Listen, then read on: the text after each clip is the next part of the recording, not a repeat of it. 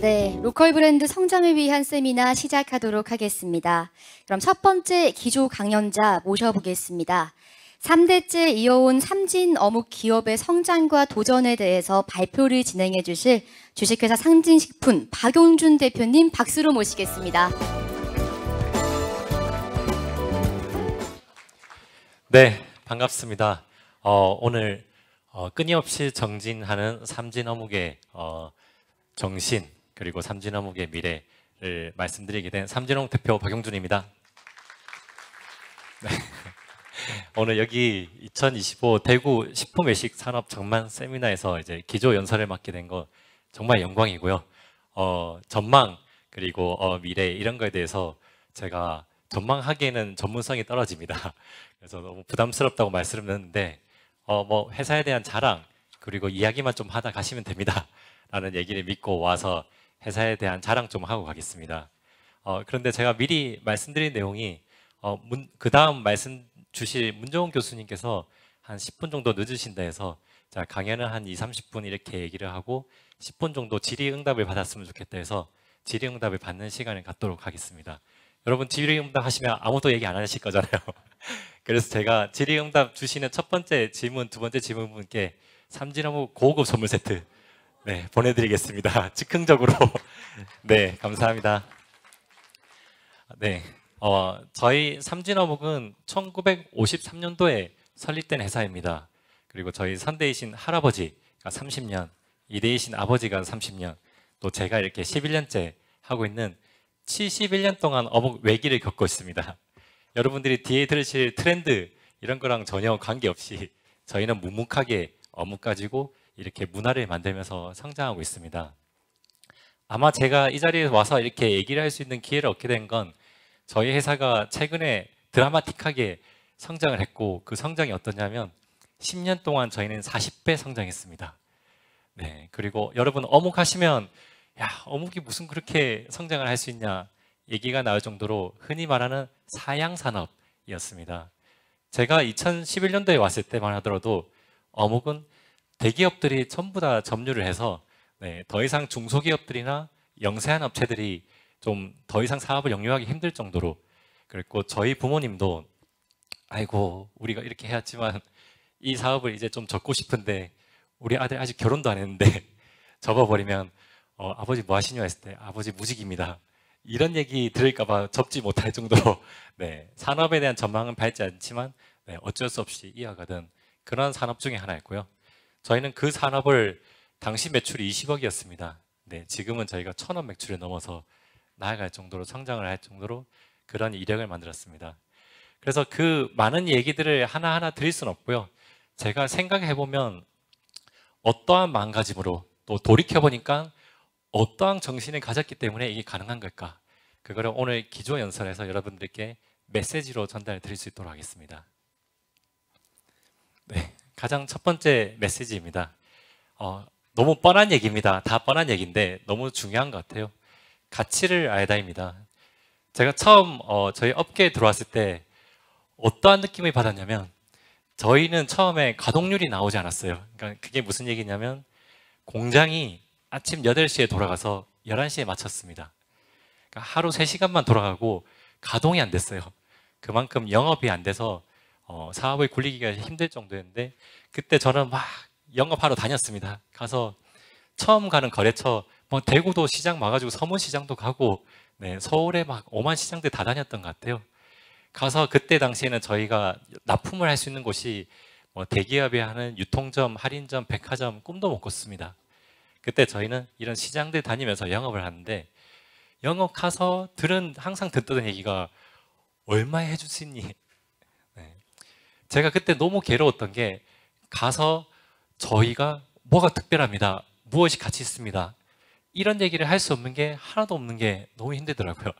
가서 저희가 물어보고 들을 수밖에 없는 얘기는 어떻게 해드릴까요? 하면 항상 듣는 얘기가 얼마나 싸게 해줄 수 있냐. 그래서 저는 그거라도 잡고 싶어서 싸게 해드릴게요 해서 가지고 오면 물량을 가져오면 그때 한 봉지에 2,300원에 해드리기로 한 걸 2,250원에 해드릴게요 했는데 나중에 거래가 금방 끊기더라고요. 그러면서 하신 얘기가 원래 있던 데가 2,200원 해주기로 했다. 2,150원 해줄 수 있냐. 너무나도 그때 처절하게 느꼈던 것 같아요. 이게 가치 있게 생산하지 못하면 이 레드오션 속에서 그냥 절박하게 개고생만 하다가 죽는구나. 네. 가서 그냥 이게 아무런 가치가 없는 겁니다. 저희가 내세워진 가격 말고는. 네. 그때 처절하게 깨달은 게 진짜 부가가치란 거를 만들어야겠구나 라는 생각을 했고, 그 이후에 저희는 어묵을 포장해서 선물하기도 시작했고, 어묵을 정말 좋은 원료를 쓰고 정말 좋은 기술을 해서 프리미엄을 만들기 시작했고, 마찬가지로 가성비도 마찬가지입니다. 저희 처음으로 원료를 해외에서 직수입을 99% 다 해왔습니다. 그리고 그 원료를 가지고 가공을 사이비를 계속 늘려가고 있어요, 지금도. 그래서 그 구조를 만들었습니다. 그래서 이 가성비 시장에서도 충분히 저희가 구조적으로 가성비를 더 내밀 수 있도록, 그래서 프리미엄이든 가성비든 선물이든 다이어트든 건강이든 뭐든지 소비자들이 필요한 가치를 매일매일 더 담으려고 노력하고 있어요. 오늘 부족한 가치를 내일 더 담으려고, 오늘 부족한 점을 내일 더 담으려고. 그렇게 하니까 그때부터 경쟁력이 생기기 시작하더라고요. 네. 지나고 보니까 그게 진짜로 필요한 소비자들의 가치를 담으려고 노력한 것들이 지금의 삼진이 오게끔 만드는 것 같습니다. 두 번째는 부산어묵, 삼진어묵 돼 있는데 관성인 것 같아요. 네, 그게 뭐냐면 저희 회사가 가장 오랫동안 부산어묵을 써온 브랜드 중에 하나입니다. 그러니까 처음에 제가 왔을 때 저희 집 부산어묵 돼 있더라고요. 네, 그래서 아버지 이거 우리 엄청 유명한 브랜드 아니냐고 했는데, 알고 보니까 너도 나도 다 부산어묵을 쓰고 있더라고요. 왜 이 부산어묵을 쓰고 있지? 이름을 달고 있지 보니까 잘 팔리니까. 그리고 원래 언젠가부터 그거를 해왔대요. 네. 그래서 이게 왜 부산어묵일까 계속 고민해봤는데, 진짜로 아무 이유 없이 처음에 대기업에서 이 부산어묵이라는 거를 1999년도 말에 이제 그 당시에 CJ가 인수했던 삼호어묵이라고 있습니다. 여기서 서울에서 광고한다고 부산에서 올라온 어묵입니다 하면서 부산어묵을 썼는데, 그게 사람들이 잘 되니까 너도 나도 쓰기 시작한 겁니다. 그래서 저희가 20년 동안 계속 써왔던 거죠. 그래서 이거를 깨기 위해서 노력을 되게 많이 했던 것 같아요. 아버지, 부산어묵 이제 그만 써야 됩니다. 왜냐하면 우리는 우리말의 브랜드를 가져야 되고, 이게 상징적인 일인데 그 이후에 부산어묵을 삼진어묵으로 바꾼 것뿐만 아니라 저희가 유통하는 방식, 예를 들면 온라인 사이트를 하나 만들었어요. 이제 시대가 온라인으로 가고, 그런데 저희가 어떻게 혼이 많이 났냐면 너희가 제조사인데 왜 온라인 사이트를 만드느냐. 네, 주변에 저희 물건을 쓰는 업체들부터 해서 다 난리가 난 겁니다. 네, 제조업체가 감히 온라인 판매를 해? 제조업체가 감히 백화점에서 판매를 해? 네. 근데 그런 것들 관성이 너무 심하더라고요. 원래 해오던 습성, 원래 해오던 거래처, 심지어 저 영업 다닐 때 거래처에 가니까 바로 다른 그 제조업체에서 연락이 오시더라고요. 사장님께서. 너 왜 우리 거래처를 건드냐. 네. 무슨 이게 삼국지의 땅땅몽키처럼 서로 간에 영역이 있습니다. 그거를 함부로 넘어가지 못하고. 그러니까 그 정도로 업계가 오래되니까 관성이라는 게 생기더라고요. 이 관성을 하나 깨고 또 하나 깨고 갈 때마다 새로운 영역이 열리기 시작했습니다. 그래서 너무 중요한 것 같아요. 저희는 부산어묵에서 삼진어묵이 되었고, 지금은 전 국민이 다 아는 브랜드가 되었습니다. 그리고 마지막으로 말씀드리고 싶은 게 소비자입니다. 네, 이것도 너무나도 당연한 얘기지만 정말 저는 이해가 되지 않았었습니다. 처음에 우리가 만드는 제품이 왜 사각어묵, 그 다음에 이거 길다란 봉어묵, 꼬부리 같은 꼬치어묵, 왜 이거밖에 없습니까? 그러니까 그게 생산성이 제일 좋대요. 네. 그 다음에 이 사각어묵도 조금 더 맛있게 두껍게 만들면 될 것 같은데 점점 얇아지더라고요. 그때 제가 오래된 기술자분한테 여쭤보니까 우리 회사 기술이 뭔가요? 물어보니까 우리 회사는 이 사각어묵을 찐빠 안 나고 더 얇게 뽑을 수 있는 게 기술이다. 이게 무슨 기술입니까? 했는데 당시에는 저희가 거래처가 정해져 있잖아요. 그 거래처에 2,300원, 2,250원, 2,200원 납품하려면 똑같은 크기로 보여야 되는데 더 얇게 만들었어야 되는 거죠. 그래 납품이 되는 거죠. 그게 우리의 최종 목적이자 소비자인 거죠. 네, 그런데 이해가 되지 않더라고요. 왜냐하면 저기에 보면 빵집들, 커피집들, 예를 들면 저 대전에 당시에 왔다 갔다 많이 했는데 성심당 이런 데 보니까 너무나도 사람들, 소비자들한테 많은 사랑을 받고 있는데 우리는 왜 이런 납품처만 보고 있지? 우리도 고객들한테 사랑을 받을 수 없을까? 이런 생각이 들더라고요. 그래서 더욱더 고객들한테 직접 닿기 위해서 노력하고, 저희 막 어묵 일반가란 브랜드, 지금의 어묵 베이커리, 이런 시도를 하는 이유가 소비자를 직접 경험해보고 그들이 주는 피드백을 받아보고, 아, 뭐가 필요하구나를 알기 위해서 더 노력하는 것 같습니다. 저희가 제조사지만. 그래서 저희가 그 사각 어묵이 이제 그냥 얇은 게 아니라 더 두꺼워지고 더 건강해지고 더 식감이 좋아지고, 이게 진짜로 고객이 좋아하는 것들을 점점 갖추게 되더라고요. 최근에는 뭐 그게 야채를 많이 넣어서 야채 사각하니까 사람들이 엄청 많이 이용하고, 이제 김치를 넣고 막 그러고 있습니다. 네. 이게 진짜 기술이지, 제조사들이 편하고 우리가 장사하기가 편하고 운영하기가 수월하고 이런 것들이 진짜 기술은 아닌데, 아까도 말씀드렸지만 관성이란 게 있고, 사람은 하다 보면 좀 더 효율적이고 편한 걸 추구하게 돼 있거든요. 시간이 지나면 그런 매너리즘에 빠지게 돼 있더라고요. 저희 업계도 그랬던 것 같습니다. 그런 것들을 제조사 관점에서 소비자 관점으로 바꿀 때 저희는 이 산업은 또다시 발전하고, 지금은 마찬가지로 모든 어묵업체들이 소비자들을 보고 더 치열하게 경쟁하고, 저 회사는 저희가 생각하지 못했던 아이디어들을 또 내고, 이렇게 엎치락 뒤치락 하는 게 오히려 이 업계 전체가 매출이 성장하고 이 사양 산업이라고 불리던 어묵업계가 더 나아갈 수 있는 계기가 된 것 같아요. 네. 두 번째 메시지는 이제 상상하다입니다. 네, 너무 뻔하죠. 너무 뻔한 얘기인데 진짜 이게 차이가 큰 것 같아요. 그러니까 기업이 또 장사가 상상을 할 수 있냐 없냐가, 그릇의 크기라고 하잖아요. 네, 그릇의 크기가 저는 상상력의 크기라고 생각합니다. 그런데 일례를 하나 말씀드리면, 예전에 저희가 불과 10년 전만 해도 삼진어묵이란 브랜드는 일단 없었고 아무도 알지 못했고, 부산에서도 저희가 서열 한 20위 정도 되는 그 정도의 업체였습니다. 근데 당시에 부산에 최고의 업체가 있었어요. 네, 원탑인 업체가 있었는데, 그 당시에 2000년도 중반, 2010년도쯤에 매출이 100억이 되던 회사였어요. 아, 이름을 말씀드리고 싶은데, 네, 좀 그래서 공개적인 장소에서 말씀드리기 그래서. 근데 그 어묵 회사가 정말 잘 나갔고, 저희 부모님도 항상 그 회사가 너무 제조도 잘하고 사람들 줄 서서 사간다 할 정도로 잘 나간 업체고 그랬고, 매출이 당시에 진짜 100억 정도면 정말 많이 하던 회사였거든요. 어묵 회사가. 그 회사가 10년이 지난 지금 여전히 매출 100억 하고 있습니다. 네. 저희는 당시에 매출 한 10억 정도 언저리 하던 회사가 1000억이 넘었습니다. 그 사장님 너무 잘 압니다.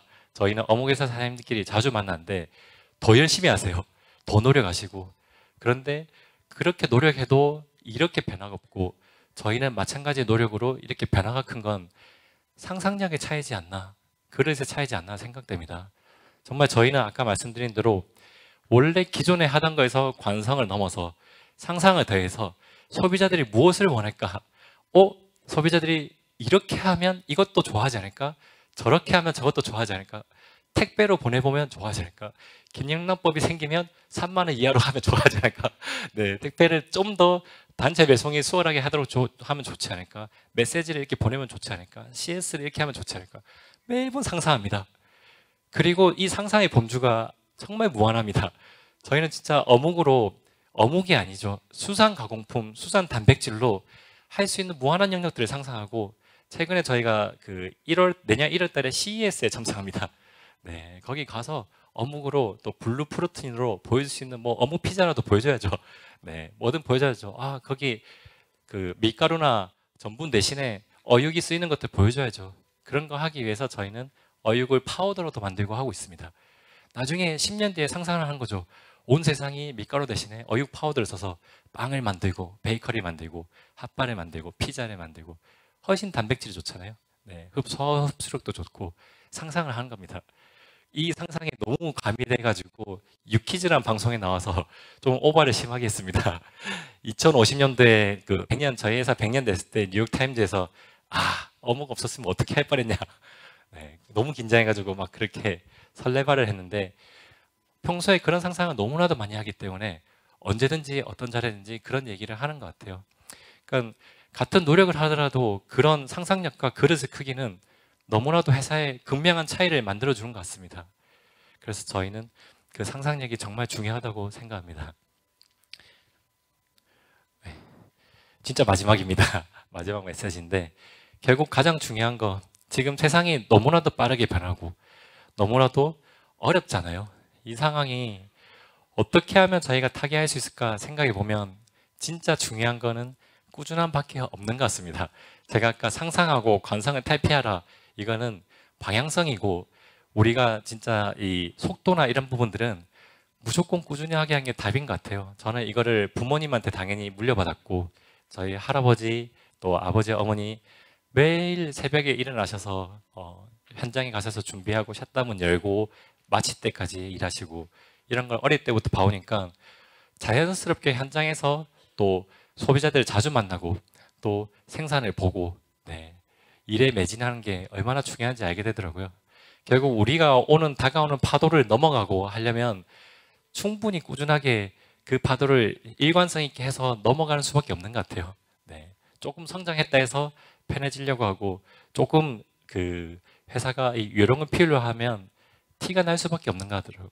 그래서 이게 30년 동안 또 60년 동안 또 회사 71년 그리고 100년 동안 나아갈 수 있는 데 있어서 가장 중요한 포인트가 아닐까 생각하고요. 저희는 사실 올해 매출이 뭐 1200억이다 내년이 1500억이다 그리고 이익이 얼마 된다 이런 부분은 중요하지 않다고 생각합니다. 저희가 장기적으로 이제 71년 됐으니까 진짜 100년 동안 나아가고 100년 뒤에 우리의 모습이 어떤 모습을 갖추고 있냐가 가장 중요한 것 같아요. 그래서 긴 호흡을 보고 꾸준하게 나아가는 것을 가장 큰 원칙으로 삼고 있고요. 지금 저도 오고 나서 11년 그리고 12년 차가 됐습니다. 그 와중에 숱한 위기들이 있었습니다. 막 부산역 철수도 되고 네이버에 막 안 좋은 이슈로 1등도 한 적도 있습니다. 그런데 그런 위기를 넘어가서 한 번도 성장을 안 한 적은 없어요. 12년 동안 계속 성장했습니다. 할 수 있었던 거는 꾸준함이 답인 것 같아요. 너무 이런 얘기를 쉽게 얘기하고 뻔하게 얘기한 것 같은데 그거 너 너무 쉽게 얘기하냐 그런 얘기를 하시는데 실제로 매년 직원들한테 하는 얘기가 있습니다. 어떤 얘기고 또 이번에 1월 달에 저희 다이어리에 또 신년사가 들어가거든요. 신년사에 항상 하는 얘기가 저는 정말로 그렇게 생각합니다. 그게 뭐냐면 저희가 아무것도 하지 않을 때가 가장 두렵다. 차라리 뭔가라도 하고 죽으면 두렵지 않은데 아무것도 할 수 있는 게 없고 또 제가 이 업계에 처음 들어왔을 때 너무 막막했던 그때를 생각하면 너무나도 두렵습니다. 그러니까 저희는 오히려 뭐라도 하고 나아가면서 성장을 하면 두렵지 않을 것 같습니다. 그러니까 함께 가자 이런 얘기를 많이 하거든요. 여러분 변화 주고 나아가고 성장하고 도전하는 거 두렵습니다. 근데 가만히 있다가 환경의 변화랑 파도를 맞으면서 그렇게 처지는 게 가만히 생각하면 더욱 두렵습니다. 내가 뭘 하면 살 수 있을까? 내가 앞으로 뭘 하면 답이 나올까? 이런 고민들을 하는 게 훨씬 두려운 것 같아요. 그런 절박한 상황을 초반에 겪었었고요. 그래서 저희는 오히려 직원들이 계속 나아갈 수 있도록 만들고 그런 부분들이 삼진의 DNA이자 문화가 되는 것 같습니다. 이게 적당히 나아가야 되는데 좀 너무 많이 나아갈 생각을 가지고 있는데 저희는 진짜 전국을 대표하는 어묵 브랜드 그다음에 그게 더 나아가서 세계로 나아가서 세계의 어묵이라는 식문화를 전파하는 브랜드 거기에 더 나아가서 저희는 우주로 어묵을 가져갈 수 있는 이런 회사가 되고자 합니다. 이게 좀 상징적인 의미가 있는 게 우주 식량이라고 하면 진짜로 영양소도 충분하고 보존성도 충분하고 이 완벽 식품이 돼야 되거든요. 사실 어묵이라는 아이템이 보면 수산 가공품이기 때문에 냉장의 한계도 있고 냉동의 한계도 있고 그런데 이런 상품을 오히려 기술력으로 좀 더 보편화되게 배송할 수 있고 사람들이 먹을 수 있도록 만들고 거기에 여러 가지 포뮬러로 이제 배합을 해서 훨씬 영양학적으로 좋게끔 만들면 진짜로 우주 식량으로 인정받을 수도 있지 않을까라는 생각을 하게 되거든요.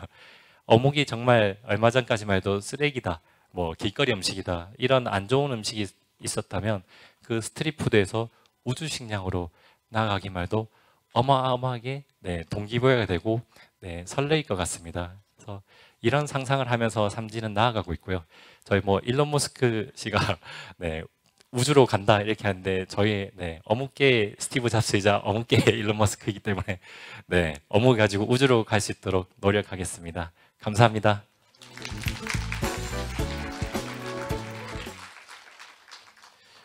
네, 예정치 못했던 Q&A 시간을 한 10분 정도 가져야 돼서 네, 문 교수님 곧 오실 겁니다. 네, 질의응답 시간 이어가 볼 텐데요. 질문 있는 분들 손 들어주시면 네, 마이크 전달해 드리도록 하겠습니다.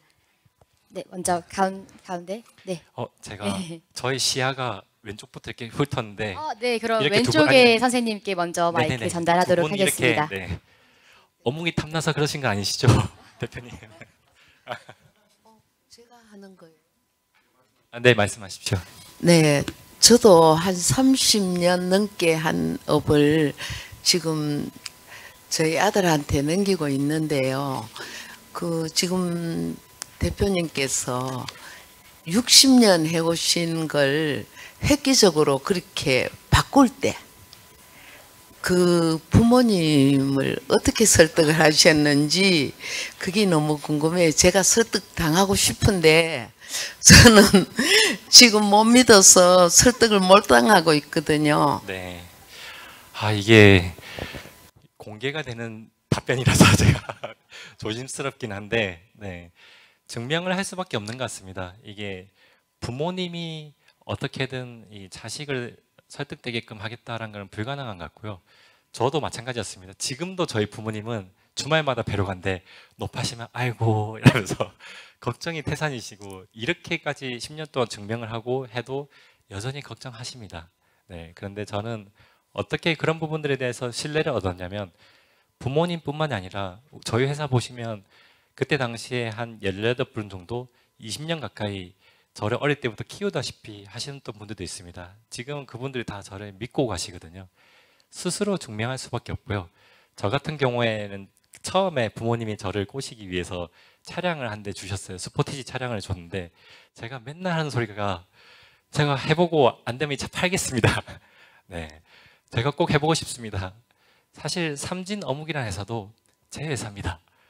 부모님이 뭔가를 해주는 길을 바라는 것보다 제가 그냥 하겠습니다 해서 네, 제가 해외에서 모았던 돈 대출 일부 받아가서 소자본으로 창업해가지고 이것까지 키운 거예요. 그래서 아버지 회사를 인수했습니다. 이 모든 과정이 있었기 때문에 신뢰가 생겼고 작은 한 건 한 건에 신뢰를 가졌던 것 같아요. 그러니까 작은 성공이라고 하는데 처음에 저는 다들 허리가 아프시다 해서 이 스댄으로 일한 다이를 올리고 내린 걸 용수철에 달았습니다. 업체 불러서 하니까 천재라 하더라고요. 거기서 현장에서 신뢰가 생겼습니다. 그리고 저는 그 안에 공장 안에서 집을 만들어서 1년 동안 살았어요. 밤에 너무 무섭더라고요. 그래도 그냥 살았습니다. 그렇게 열심히 하는 모습 보고 현장 분들이 믿어주시더라고요. 저놈은 좀 다르다. 미국물 먹었지만 다르다. 그리고 매번 새로운 프로젝트를 할 때마다 반대가 너무 심합니다. 저는 내성적인 성격이고 열인데 책상을 한 2번 엎었어요, 얘기하다가. 그러니까 미안해서 바카스 사들고 편지 써서 어머니 머리맡에 써서 죄송합니다 이랬는데 얼마나 갑갑하겠어요. 근데 그래도 해보겠다 해서 하고 책임을 졌습니다. 물론 실패도 했었죠. 어묵 1번가라는 사업을 해서 말아 먹었는데 그 다음 어묵 베이커리를 해서 잘 됐어요. 그때 부모님이 그러더라고요. 더 이상 안 했으면 좋겠는데 너무 불안한데 그래도 우리 아들이 한가 옆에서 도와주십니다. 그러면서 아들이 진정성 있게 하는구나 라는 걸 믿어주시더라고요. 결국 말로써 되는 게 아닌 것 같아요. 아들이 계속 증명할 수밖에 없고 해나가고 부모님 입장에서는 그런 기회를 막지 않고 걱정되더라도 실패라도 하도록 놔두는 게 제일 좋은 것 같아요. 책임도 본인이 지는 겁니다. 저는 그래 왔었습니다. 지금도 마찬가지고요. 지금도 잠 못 잡니다. 네, 부모님이 아시죠? 그런데 우리 아들이 저렇게 잠 못 자면서 해서 지가 책임지면서 가는 모든 과정이 성장이라고 믿어주시는 거죠. 네. 네, 답변 감사합니다. 네, 다음 질문 이어가 보도록 하겠습니다. 아까 손 들어주신 분.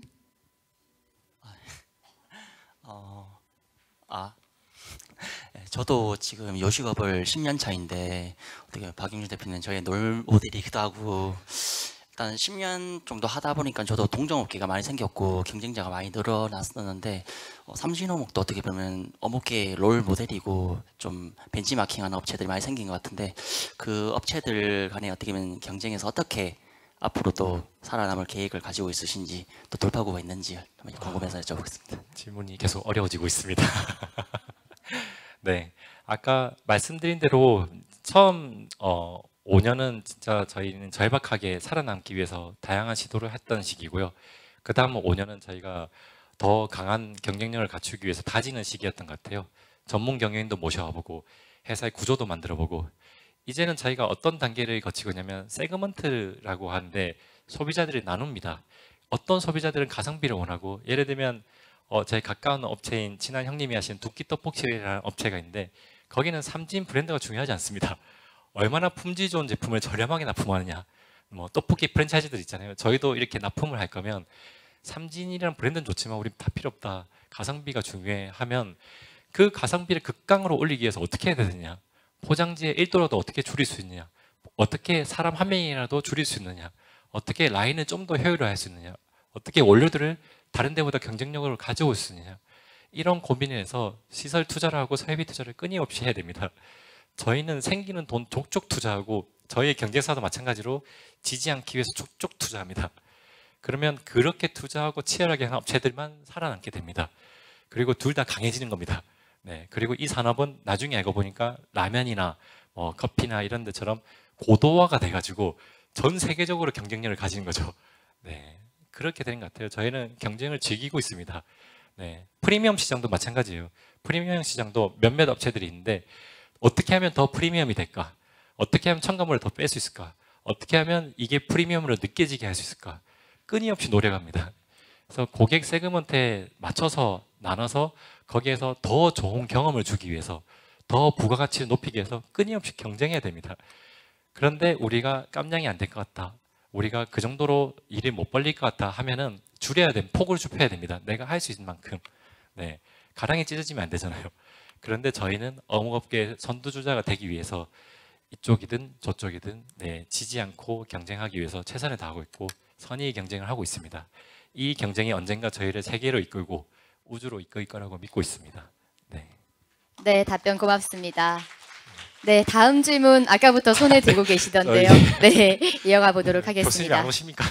예, 반갑습니다.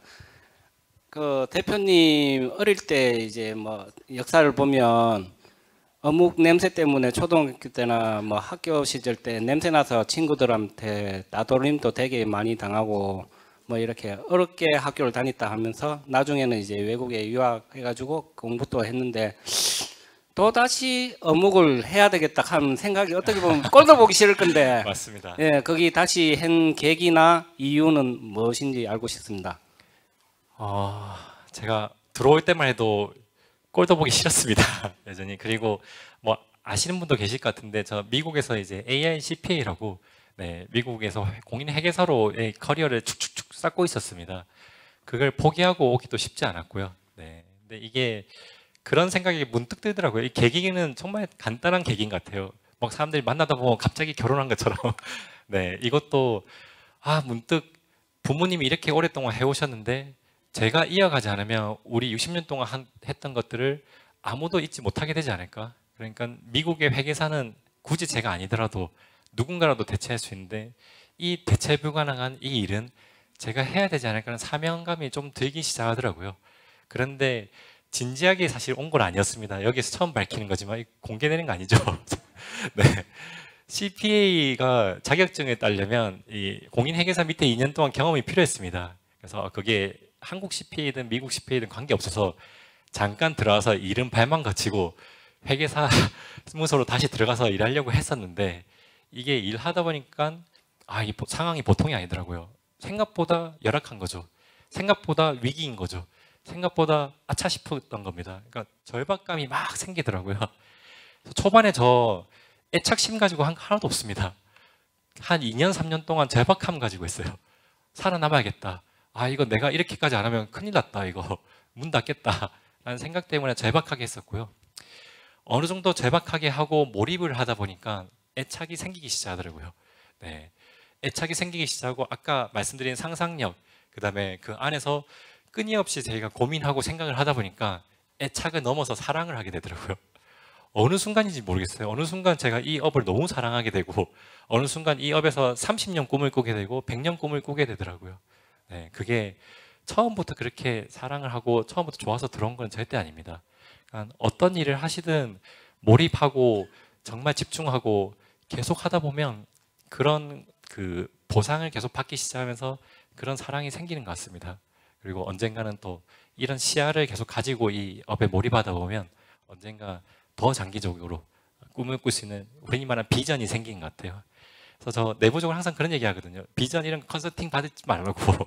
왜냐면 비전이라는 거는 내면에서 오랫동안 빠지고 사랑할 때 생기는 그런 내용들이 진짜 비전과 미래가 된 거라고.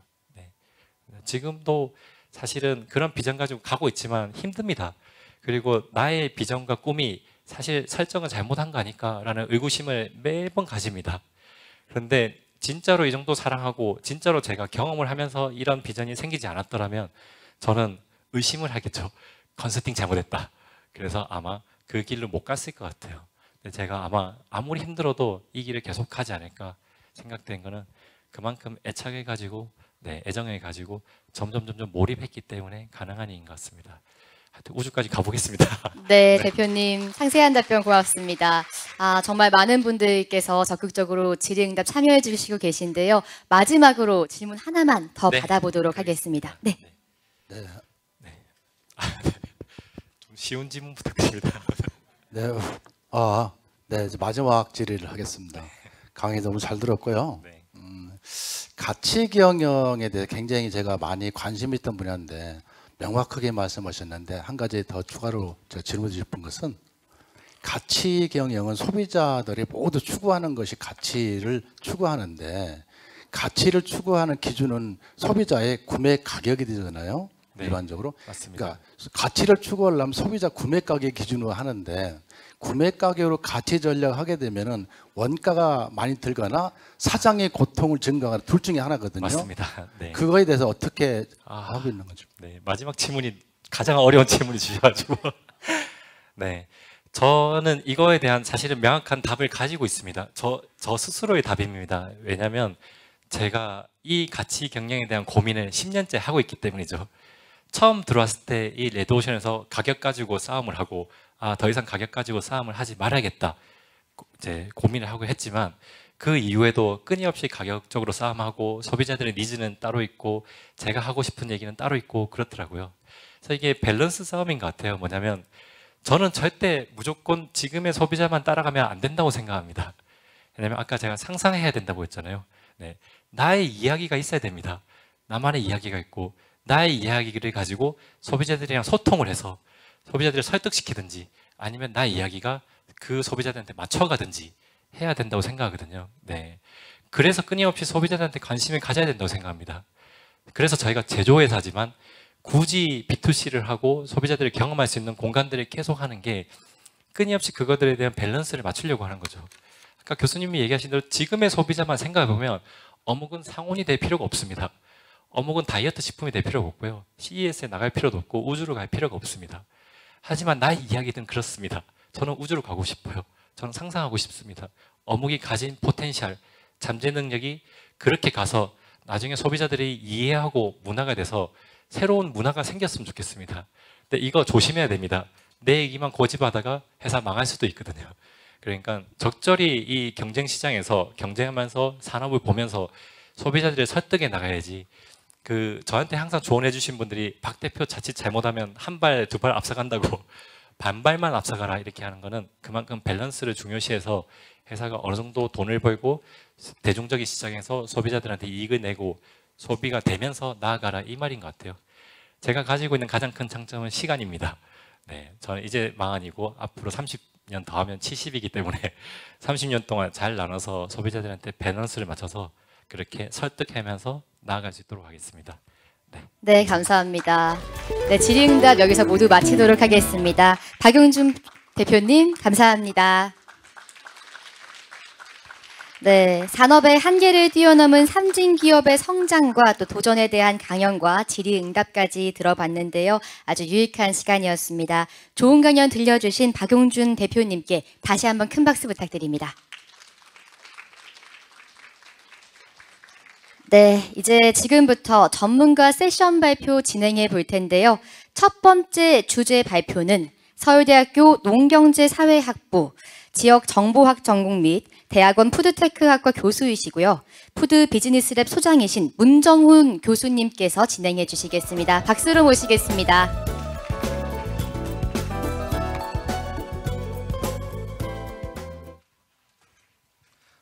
네, 안녕하세요. 감사합니다. 물은 잠깐 여기 좀 맡겨놔도 될까요? 네. 네, 서울대학교 농경제사회학부 푸드비즈니스랩 문정훈 교수입니다.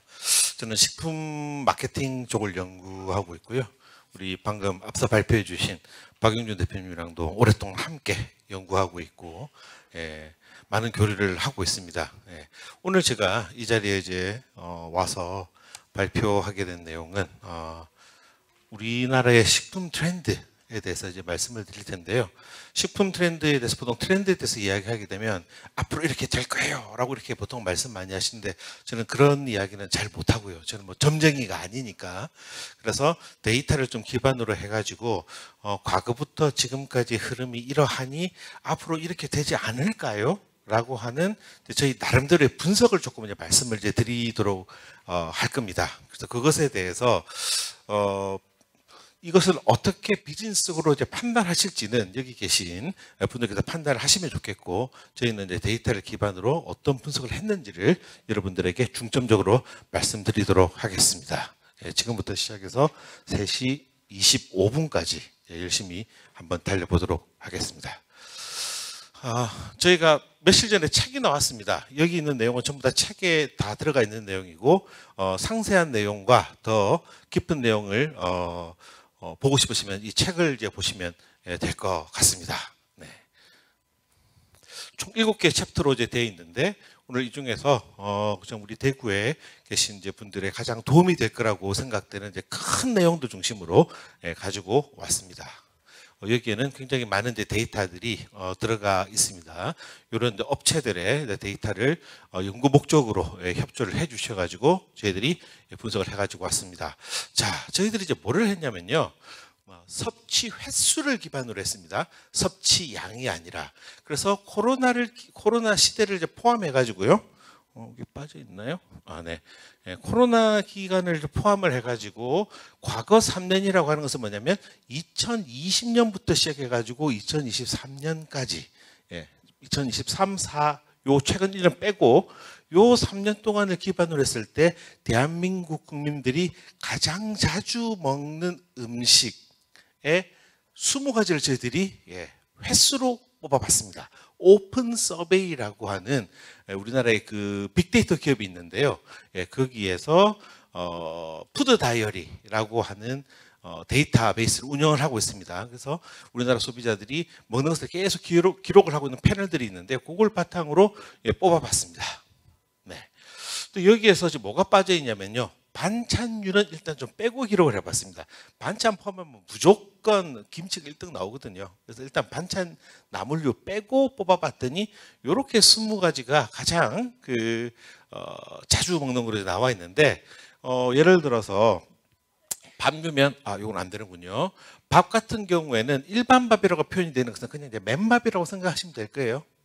근데 맨밥도 예를 들어서 내가 직접 쌀을 사가지고 와서 집에서 밥을 지어 먹으면 그냥 공깃밥이 될 것이고, 간편식 같은 것을 일반 밥으로 섭취한다면 그것은 아마 여러분 잘 아시는 햇반류, 보통은 우리가 업계에서는 그 용기밥이라고 표현하는데 그것도 여기에 일반 밥으로 들어가 있습니다.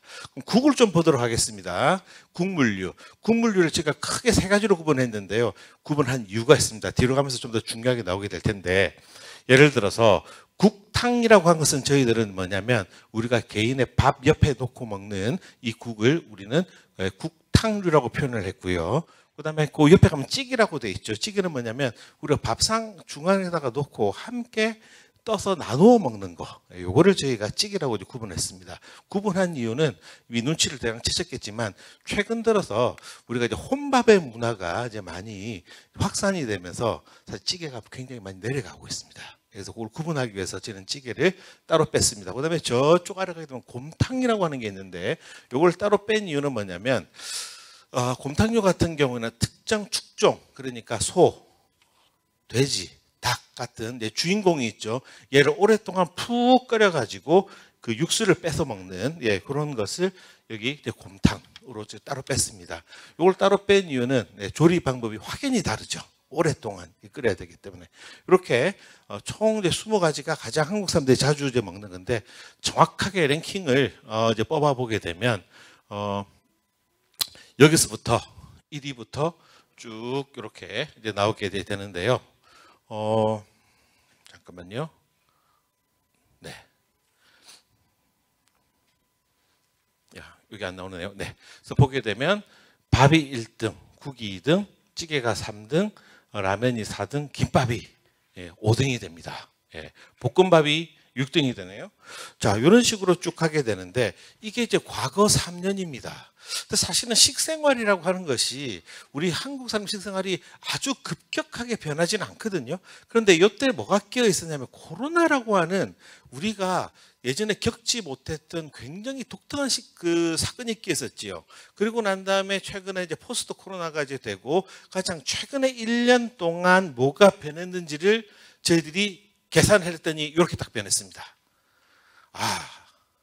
과거 3년 대비 최근 1년 뭐가 변했는지를 봤더니 자, 여기서 주의하실 점 섭취 금액이 아니라 섭취 횟수로 저희들이 계산을 했습니다. 밥의 섭취 횟수가 늘었습니다. 그다음에 국탕은 조금 뭐 늘었나 안 늘었나 제자리이고 찌개가 감소했고요. 좀 상세히 설명하고 싶습니다만 시간이 없는 관계로 간단하게 라면이 늘었습니다. 김밥이 늘었네요. 김밥이 왜 늘었을까요? 어디서 늘었을까요? 편의점에서 는 겁니다. 이거는 김밥 천국에서 는 게 아닙니다. 편의점에서 늘었습니다. 돈육구이가 늘었습니다. 제가 돈육을 크게 두 개로 구분을 했는데요. 돈육구이와 양념 돈육으로 구분했는데 둘 다 늘었습니다. 요즘은 거의 우리나라에서 사람들이 거의 주식이 거의 그 돼지고기가 될 정도로 돼지고기에 대한 선호가 굉장히 많이 늘었습니다. 돈육구이는 특별한 그 간을 하지 않고 먹는 삼겹살이라거나 전지 그리고 목심구이 이런 것들이 되겠고요. 그다음에 여기 그 양념 돈육은 대표적인 게 뭐가 있을까요?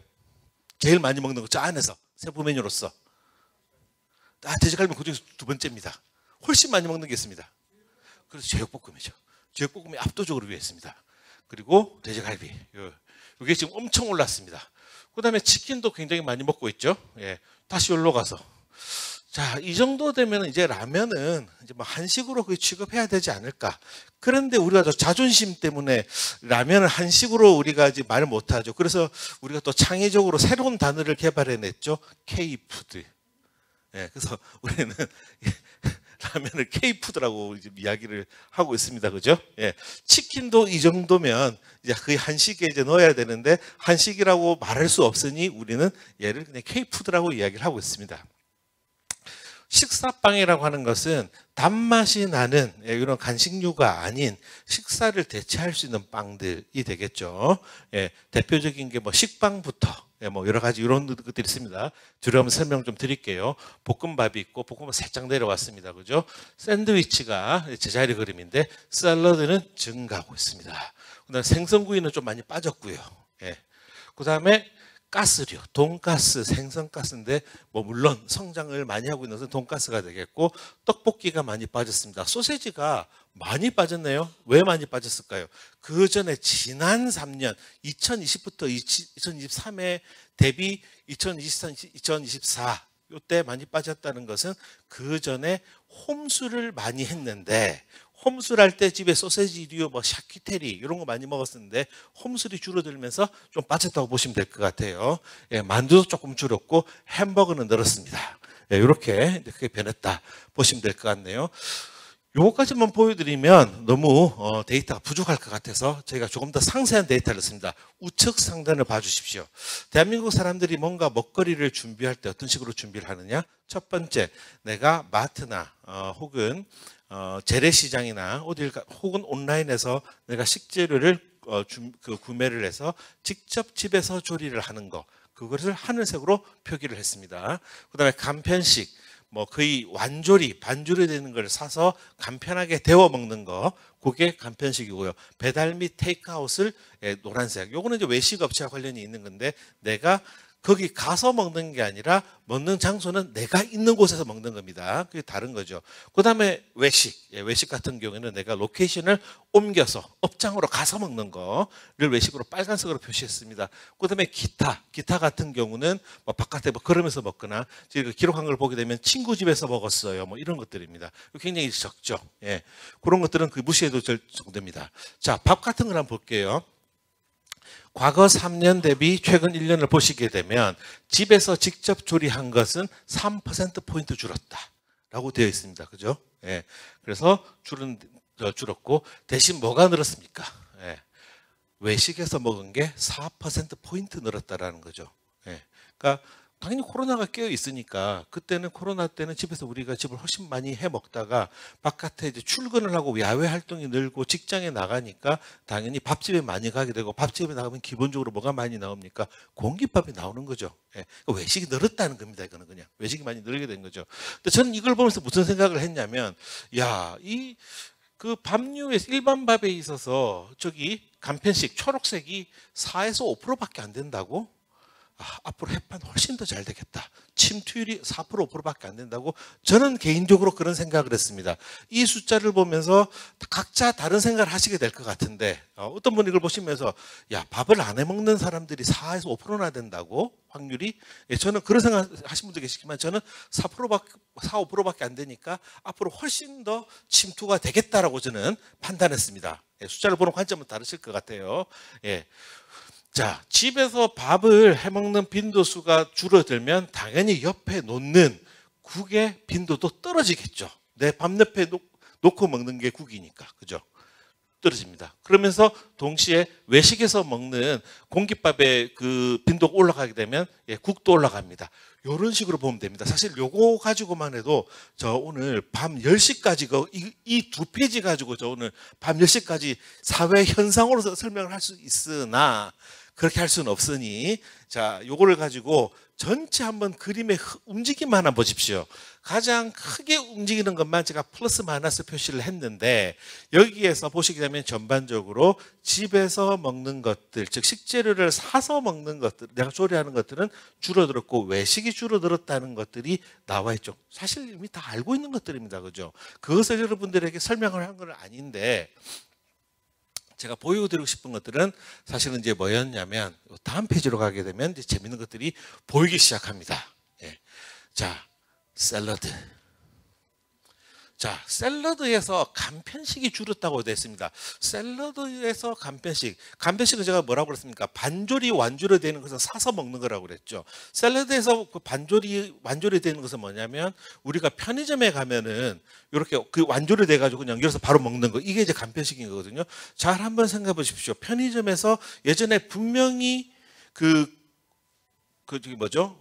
완성되어 있는 샐러드인데 어느 순간 없어지지 않았습니까? 그죠? 또 뭐가 있었냐면 새벽 배송하는 업체들이 우리가 주문하면 뭐 컬리나 쿠팡 같은 데서 집으로 와서 새벽에 와서 먹는 게 있었는데 그게 굉장히 업체들이 힘들어지기 시작했습니다.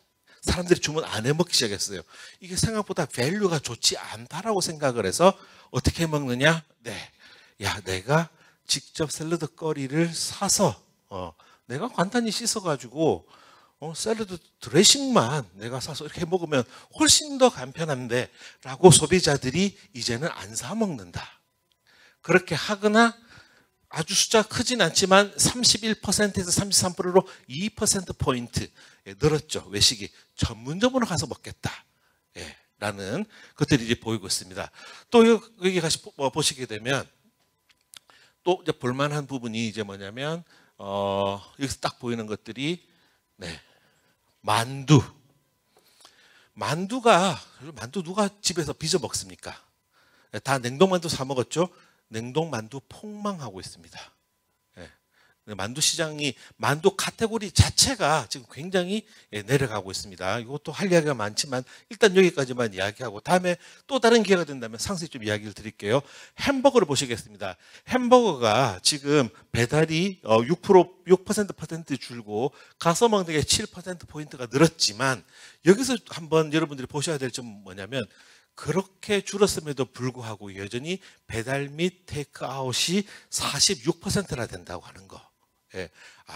이제 이 햄버거라고 하는 것은 배달을 시켜서 먹는 것이 너무나 일반적인 것이 되어버렸구나. 즉 치킨이라거나 피자나 짜장면처럼 이제는 햄버거도 그 배달시켜 먹는 것이 너무나 당연한 아이템이 되었습니다.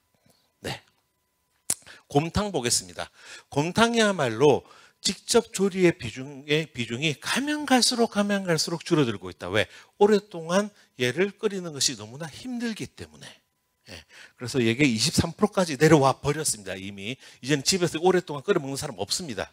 없다고 하면 안 되겠네요. 굉장히 많이 줄어들고 간편식의 비중이 굉장히 많이 올라갔습니다. 앞쪽에 아까 국탕 보실래요?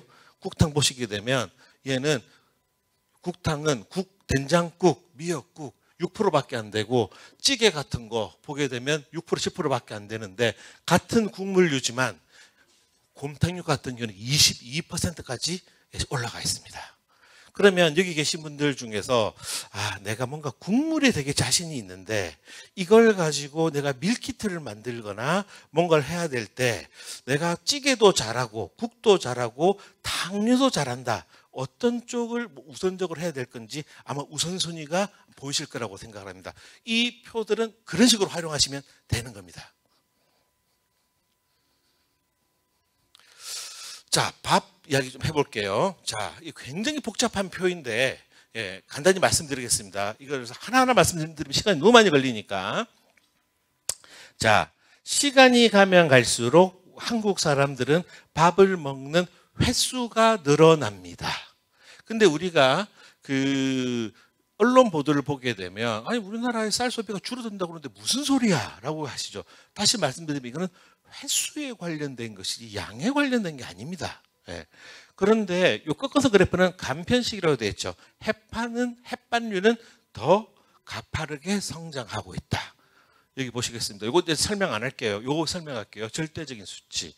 코로나 이후 대비 코로나를 포함한 과거 3년 대비 최근 1년을 평균을 비교해 보면 외식에서 먹는 이 공깃밥 같은 경우에는 33.6% 성장한다. 근데 그렇잖아요, 여러분. 이 외식 업계에 계신 분들 굉장히 많이 오신 걸 알고 있는데 우리가 이거를 보게 되면 뭐냐면 쌀 시장이 성장하고 사람들이 공깃밥을 많이 사 먹는다가 아니라 밥집에 앉으면 나오는 게 뭡니까? 밥이랑 국을 하나 놓고 시작하는 거잖아요. 그냥 외식이 늘어난 겁니다, 그냥. 코로나 이후에. 근데 그걸 말하고 있는 거예요, 이 수치는. 예. 이거를 다 먹었는지 안 먹는지 우리는 알 수가 없어요. 예. 그런데 이거는 뭡니까? 햇반. 햇반은 21%나 증가했다라는 겁니다. 지금 절대적으로 올라갔다는 거죠. 자, 그래서 요거는 우리가 우리 소비자 한국 국민들이 먹는 밥과 햇반을 백미랑 작곡으로 한번 나눠봤습니다. 봤더니 일반적으로 먹는 밥도 그렇고 햇반도 그렇고 성장하는 것은 뭐다? 더 가파르게 성장하는 것은 잡곡류더라. 그것도 더 빠르게 성장하는 것은 햇반류더라. 그 이야기입니다. 작곡, 백미보다도. 자, 다음 페이지로. 네, 그렇습니다. 그렇게 성장을 하고 있더라라는 게 되겠습니다. 자, 근데 제가 오늘 그렇고요. 그다음에 여기서 그러면 밥만 그런 게 아니고 빵이랑 면도 그런 거 아니야? 그래서 이 페이지를 갖고 온 겁니다. 빵이랑 면은 그렇게 안 성장하네요. 밥이 더 이렇게 더 올라가네요. 그죠? 그래프 모양 그렇잖아요. 그죠? 예. 그렇습니다. 자, 그래서 이제 요거는 지금 보시게 되면 맵쌀의 구매액입니다. 구매액을 보시게 되면 요거는 통계청 데이터거든요. 빨주, 노초, 바보 계속 아래로 내립니다. 구매액은 또 안 올라가네. 그러니까 뭐냐면 빈도만 올라간답니다. 빈도만 올라가고 사람들이 덜 먹는다는 거죠. 다음 페이지 넘어가서 보게 되면 이거는 뭘 의미하냐. 굉장히 복잡한 건데 결론을 말씀드리면 조금씩만 먹는다. 즉 밥으로 배를 안 채운다는 이야기입니다. 마치 밥을 디저트 먹듯이 먹는 겁니다. 고기로 배 채우고 다른 거로 밥 채우고 심지어는 라면으로 배 채우고 나서 밥으로 입가심하는 이런 행동입니다. 햇반도 용량이 가면 갈수록 줄어들고 있습니다.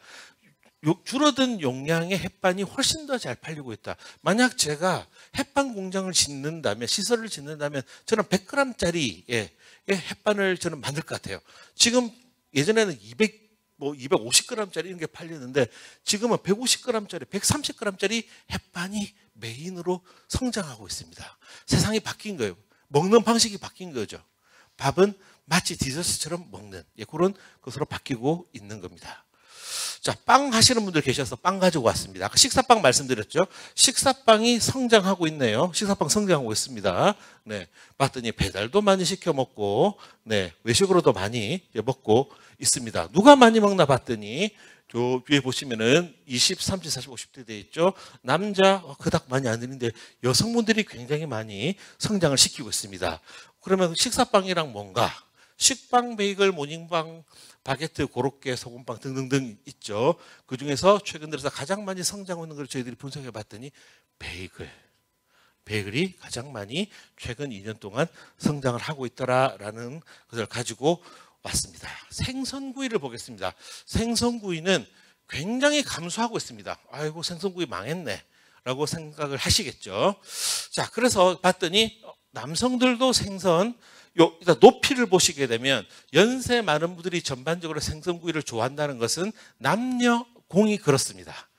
그런데 여성분들은 저 끝을 보시게 되면 가면 갈수록 더 드신다는 걸 알 수 있죠. 예. 그런데 다음 페이지를 보겠습니다. 이게 썰카나라고 하는 외식 전문 조사 업체인데요. 이게 어떤 거냐면 왼쪽 끝은 생선이랑 해산물 구이에 관련된 외식 데이터고요. 이건 외식 관련된 주문 횟수입니다. 요거는 회 관련된 것이고 요거는 초밥입니다. 자, 요거 한번 그래프를 눈으로 한번 보십시오.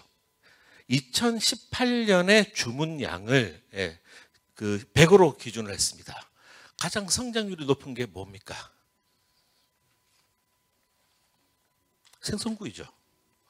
실제 시장의 규모 자체는 회나 초밥이 훨씬 큽니다. 그런데 그 실제 성장률을 보게 되면 생선구이가 굉장히 큽니다. 결론적으로 말씀드리면 앞으로 다시 돌아가서 이게 내려가고 있는 것은 불편하다는 겁니다. 집에서 생선을 못 구워 먹는 게 생선이 싫어서가 아니라 생선을 구워 먹을 수 있는 여건이 되지 않아서 못 먹고 있다는 거죠. 그럼 이거는 외식으로 혹은 간편식으로 해결을 해줘야 되는데 지금 그 CJ라거나 이런 기업들에서 지금 좋은 제품들이 나오고 있습니다만 그걸로 만족을 못 하는 거예요. 신선하지가 않거든요. 그런데 지금 제가 딱 생각을 해봐도 저는 서울에 살고 있습니다. 서울에서 유명한 생선구이집 떠오르는 데가 없습니다. 내가 생선구이 먹고 싶으면 어디로 가야 되지? 떠오르는 데가 없습니다. 대구에서는 그런 데가 있나요? 잘 모르겠습니다. 그래서 저는 이런 생선구이가 앞으로 더 잘 될 것으로 저는 확신을 하고 있습니다. 샐러드 말씀드렸죠.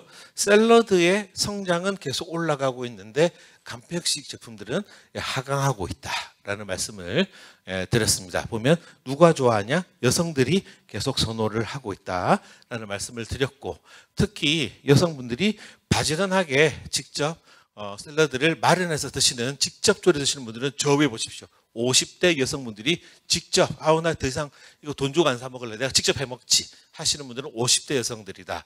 근데 보시게 되면 이거를 외식 전문 업체에 가서 드시는 분들은 보게 되면 남성분들은 서서히 전문 업체로 가서 드시고 계시고 여성분들도 지금 외식 업체로 가서 많이 드시는 것을 알 수 있습니다.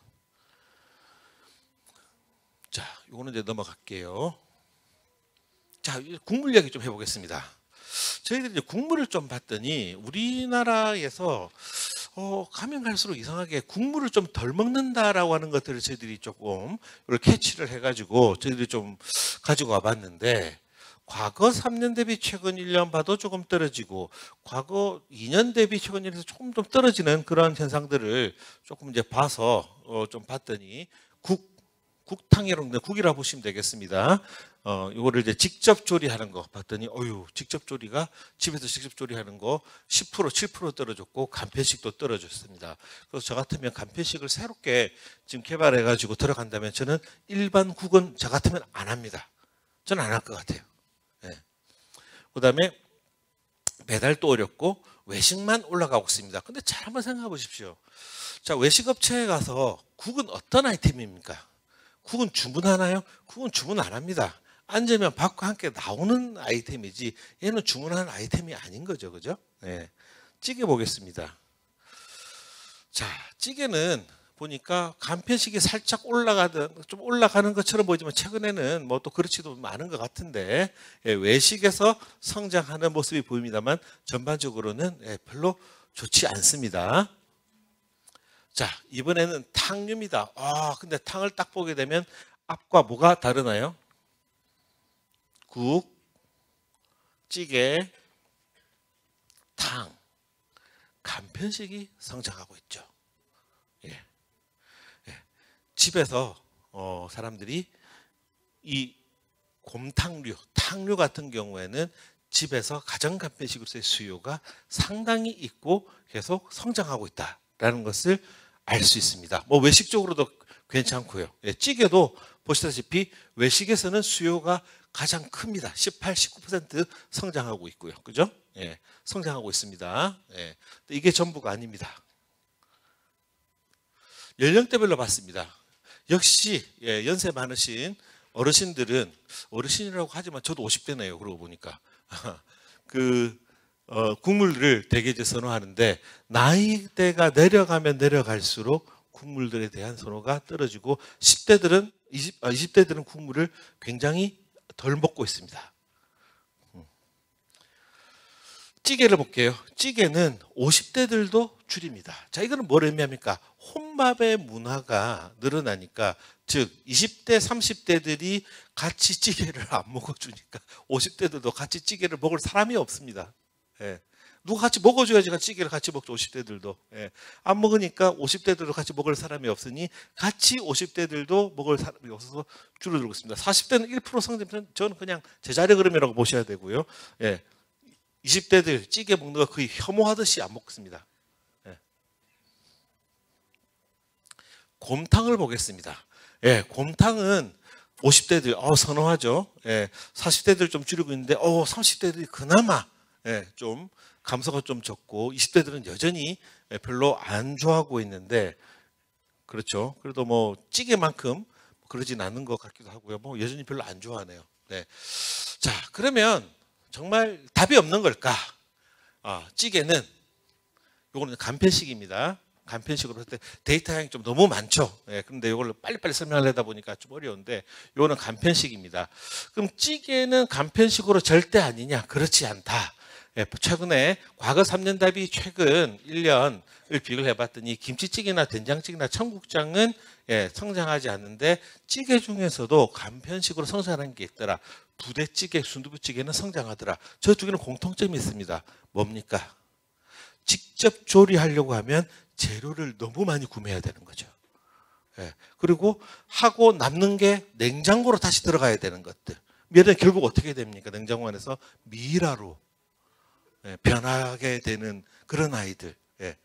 그런 아이들은 사람들이 여전히 간편식으로 구매한다라는 거죠. 그래서 이런 형태는 그 레토르트보다는 이게 밀키트 형식으로 돼서 신선하게 이제 먹게 되는 거죠. 그 다음에 곰탕류 같은 경우에서는 지금 보면 성장률이 높은 게 갈비탕, 도가니탕. 뭐 사실 도가니탕이라고 하지만 사실 먹어보면 저 중에서 도가니는 저도 압니다. 한 10% 들어가 있고 스지가 한 8, 90% 들어가 있는데 이런 거에 대한 이제 성장률이 되게 좋습니다. 그래서 저희가 요 국물 관련해 가지고 이제 마지막은, 근데 실제 20대들이랑 이야기를 해보면 니네 국물이 진짜 별로냐라고 물어보면 국물 안 싫어한다고 그래요. 근데 왜 국물을 안 먹을까요? 결론적으로 말씀드리면 이 결론은 최종 결론이 아니라 저희가 연구를 하는 과정에 있어서의 중간 결론입니다. 뭐냐면 포맷이 맞지 않다라고 보고 있습니다. 그들이 좋아하는 형식을 갖추어주면 먹을 것이다. 그래서 저희들이 생각하는 것은 그들이 좋아하는 형식은 제가 봤을 때는 영어로 저희들이 좀 표현해서 좀 그렇긴 합니다만 one dish, one bowl, one hand food로 만들어졌을 때 선호하는 것 같다. 그게 다 혼밥의 형태. 저희 집에 딸이 셋 있거든요. 다 지금 고2 대학생, 대학 한 명은 재수 이렇게 돼 있는데 한 집에 있어도 같이 밥을 먹으려고 하지 않습니다. 따로 차려주는 것도 원하지 않습니다. 각각 지가 원하는 걸 먹는데 반찬도 필요 없어 하고요. 딱 원 보울로 형태를 혼자 먹고 싶어 하거든요. 왜 그러나요? 자기가 원하는 컨텐츠를 보면서 먹고 싶어요. 그래서 한 손으로 잡고 한 손은 핸드폰, 혹은 원볼로 뭐 이렇게 먹으면서 핸드폰 여기다 놓고 이거를 원하는 거죠. 그래서 우리가 생각한 게 아까 봤더니 그 국, 찌개, 탕 중에서 탕이 그래도 30대들이 거부감이 좀 적게 나왔었잖아요. 야, 그러면 이게 국밥의 형태면 어떨까를 저희들이 고민을 했더니 국밥이 지금 딱 보시면 외식이 쫙 빨간색 올라가는 게 보이시죠? 그리고 국밥이 50대도 좋아하고 40대도 좋아하고 30대도 좋다 그러는데 20대의 거부감이 그나마 가장 적은 게 이게 아까 막 마이너스 15, 14 막 그랬잖아요. 이게 그나마 적게 나오는 거예요. 그래서 제가 한 발 더 나가서 이걸 좀 분석을 좀 해봤습니다. 메뉴를 쪼개서 돼지국밥, 순대국밥, 콩나물국밥 분석해봤더니 이게 돼지국밥이랑 순대국밥이 쫙 올라가는 거예요. 혹시 20대들이 좋아하는 게 있을까 봤더니 드디어 20대들이 좋아하는 것들이 나왔습니다. 돼지국밥이었습니다. 돼지국밥이랑 순대국밥은 20대들도 30대들도 좋아하더라.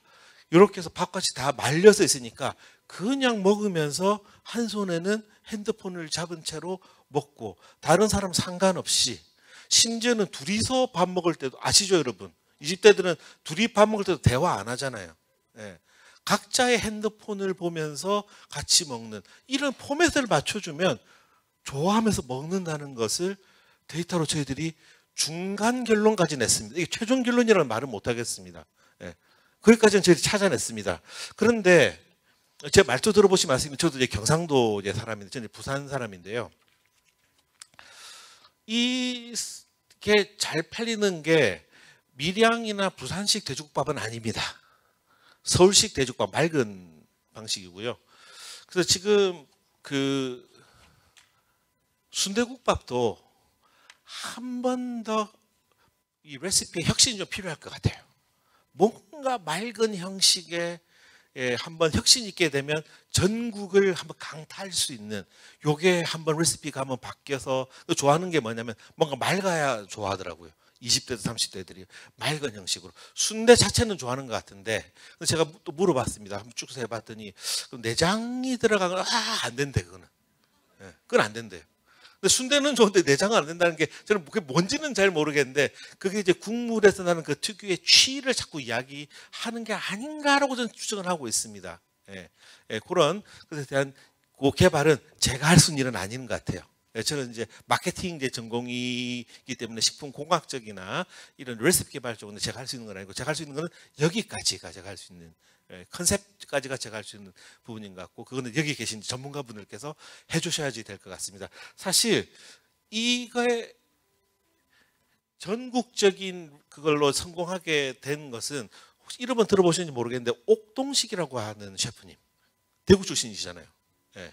그분이 서울에서 대구 출신으로서 서울에서 자기 이름으로 그 돼지국밥 이름 내셨거든요. 옥동식 돼지국밥. 지금 이제 뉴욕에서 하고 계시잖아요. 완전 초대박 났습니다.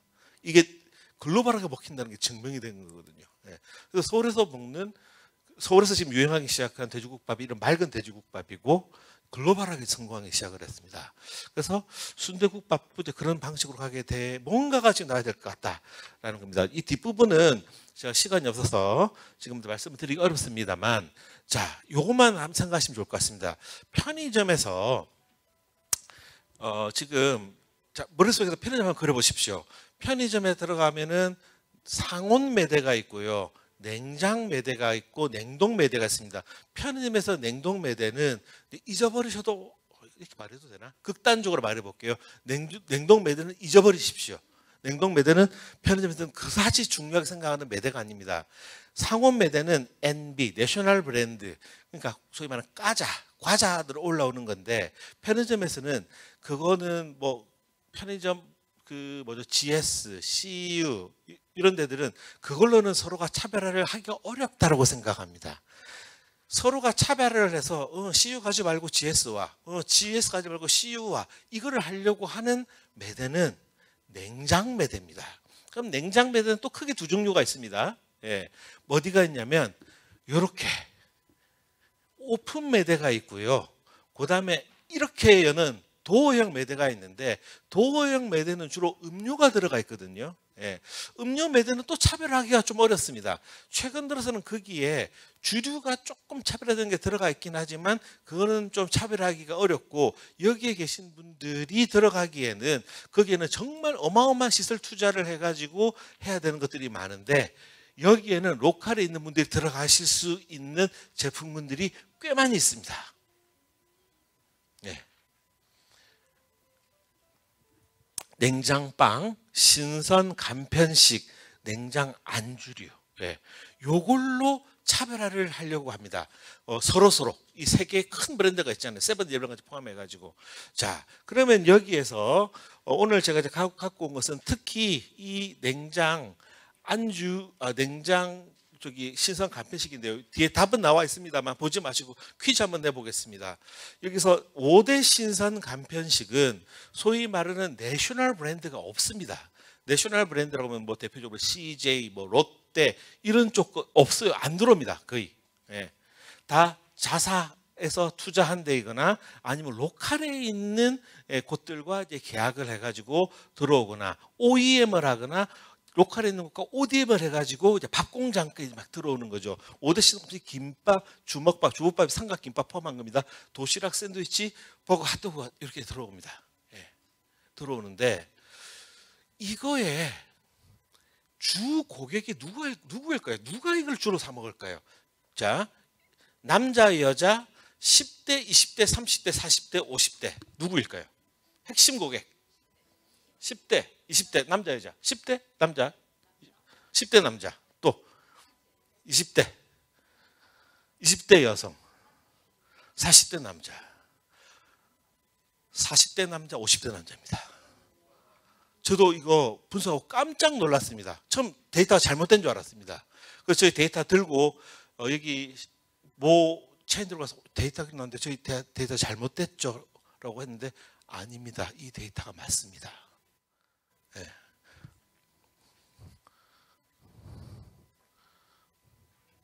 김밥 보세요. 이 오른쪽이 여성이고 왼쪽이 남성입니다. 도시락 한번 보실래요? 깜짝 놀라실걸요? 여성들은 편의점 도시락 먹으면 죽는 줄 압니다. 네. 이걸 보시면은 레시피의 방향이 어떻게 돼야 되는지가 보입니다. 예, 사실 저희가 랩에서 레시피의 방향에 대한 그 개발을 저희가 컨셉 개발을 했었거든요. 그래서 처음에 우리 이제 밥 말고 여기다가 파스타 하다가 다 취소. 자, 밥을 김치, 볶은 김치랑 같이 레시피 다 바꿨습니다. 저희가 컨셉을. 예, 완전히 다르고요. 이분 드시는 시간대도 다릅니다. 방금 누가 답을 딱 말씀해 주셨는데 모두가 다 그렇지는 않지만 주로 이동이 많은 직군들이 많이 드십니다. 라이더 분들, 대리 하시는 분들, 그다음에 이런 그 분들이 굉장히 많이 드실 수밖에 없는 그런 상황이. 시간이 제가 많이 넘겼네요. 예. 일단 오늘은 여기까지 제가 하고요. 근데 전반적으로 다 그런 지금 형식 그런 모습을 보이고 있죠, 그죠? 네. 그래서 여기 계신 분들 이런 이제 레시피 개발, 상품 개발하실 때 이런 데이터 기반으로 그 참고를 하시고 개발하십시오. 저도 마케팅을 하는 사람으로서 당연히 여기가 20대 남성이 주일 거라고 생각을 했는데 아니더라. 그래서 저희들이 아직 풀지 못한 그 숙제가 있습니다. 저희들이 이런 데이터를 계속 보고 있습니다. 하다 보니까 30, 40대 여성들이 주로 어디 가서 뭐 먹는지 알겠어요. 이제 40, 50대들이 어디서 먹는지 대강 알겠습니다. 30대 여성들 다 알고 20대 여성은 알겠는데요. 20대 남성들이 도대체 어디서 뭐 먹는지는 아직도 모르겠어요. 여러분들의 아들들이 도대체 어디서 뭐 먹는지를 정말 모르겠습니다. 특히 저녁 식사를 어디서 하는지 모르겠어요. 지금 후보가 있습니다. 하나. 네. PC방. PC방에서 지금 뭔가를 먹고 있는, 왜냐하면 지금 20대들이 우리 때랑 좀 달라가지고 술도 잘 안 먹고 잘 안 먹어요. 예, 우리가 가던 데들 먹지 않습니다. PC방에서 숨어서 지금 뭘 먹고 있는지 그 지금 잠입을 좀 하기 시작했습니다. 저희가. 예, 다음에 기회 되면 그 조사가 끝나면 또 와서 초청해 주시면 와서 또 여러분들에게 정보를 공유하겠습니다. 감사합니다. 네, 빅데이터 분석을 통한 식품 소비 패턴 전망에 대해 강연 들려주셨습니다. 교수님 좋은 강연 고맙습니다. 네, 감사합니다. 그럼 바로 이어서 두 번째 주제 강연 만나보도록 하겠습니다. 두 번째 연사분은요, 매년 출간되면 베스트셀러에 등극하는 분이시죠. 앞서 휴식 시간에도 작은 사인회가 열려서 깜짝 놀랐습니다. 트렌드 코리아 2025 저자이신 권정윤 박사님, 박수로 모시겠습니다.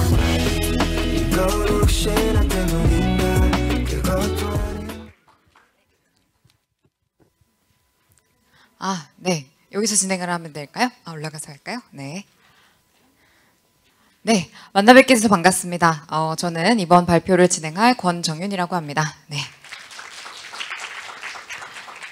네, 바로 발표 내용으로 들어가려고 합니다.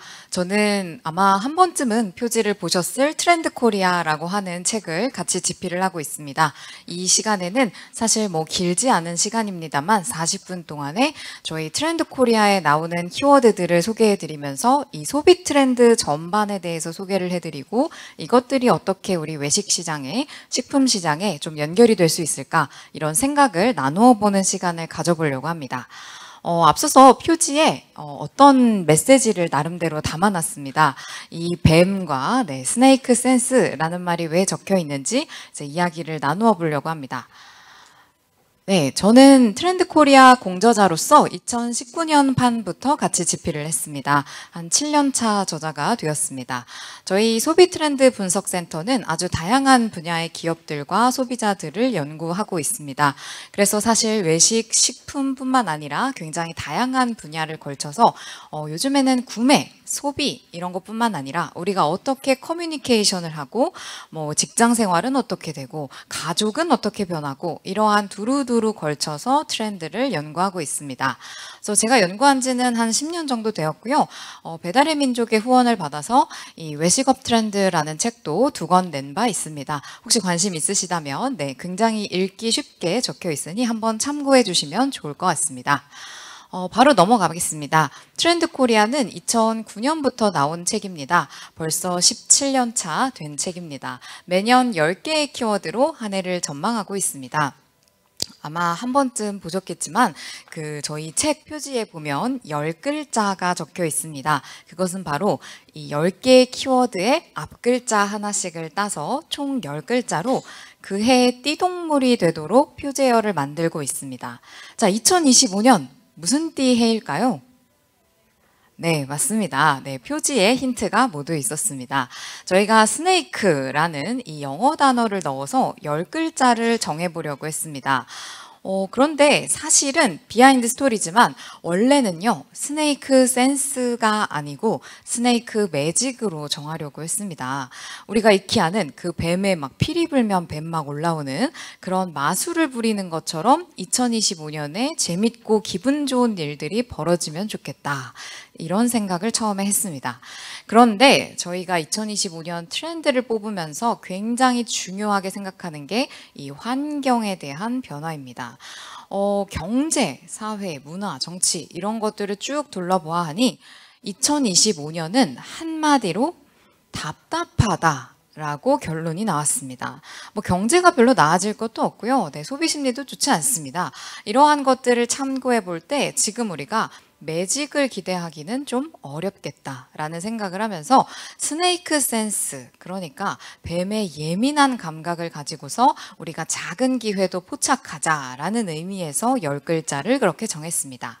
자, 저희 10글자는 지금 이렇게 구성이 되어 있습니다. 이렇게 답답한 사회, 정체된 사회에서는 소비자의 심리도 영향을 받습니다. 그래서 좀 더 현재지향적이고 일상에 집중하면서 나에게 집중하는 이러한 미시적인 심리와 관련된 키워드가 왼쪽에 4가지고요. 트렌드라고 하는 것이 소비자의 심리로만 움직이지는 않습니다. 기술의 발전, 인구 변화, 시장의 어떤 흐름들, 이러한 거시적 영향을 강하게 받는 키워드가 저 오른쪽에 있는 5가지입니다. 저는 오늘 이 모든 키워드들을 말씀드리기에는 시간이 부족하기 때문에 특히나 외식 식품 산업에서 조금 더 집중해야 될 키워드를 남기고 이 8개의 키워드를 소개해 드리려고 합니다. 자, 제가 지금 아직 말씀 안 드린 하나의 키워드, 가운데 있는 옴니보어라는 키워드입니다. 저희 10개 키워드 중에 첫 번째 키워드는 항상 가장 큰 키워드, 큰 얘기를 하고 있습니다. 우리 시장 전반의 변화, 사회 전반에서 소비자가 지금 어떻게 변하는지 흐름을 짚고 있다. 이렇게 말씀드릴 수 있겠습니다. 자, 그래서 첫 번째 키워드부터 소개해 드리겠습니다. 옴니보어라는 키워드입니다. 옴니보어라는 영어 단어 혹시 익숙하신가요? 네, 굉장히 낯선 영어 단어입니다. 하지만 어디서 원래 많이 쓰는 단어냐면 사회학에서 많이 쓰는 말입니다. 어떤 사람을 옴니보어라고 부르냐? 사회학에선 어떤 사람이 나는 와인만 마시지 이러면서 고상하게 이렇게 하지 않으시고 아유 친구들이랑 뭐 어디 산 좀 갔다 오면 막걸리도 마시고 삼겹살에 소주 마실 때도 있고 취향을 굉장히 두루두루 넘나드는 사람을 옴니보어라고 부릅니다. 그런데 저희는 여기에 착안을 해서 이런 취향, 문화 이런 것만이 아니라 좀 더 넓게 라이프 스타일, 소비 스타일 전반에서 요즘 사람들이 소비자를 우리가 규정짓는 그 대표적인 것들이 있죠.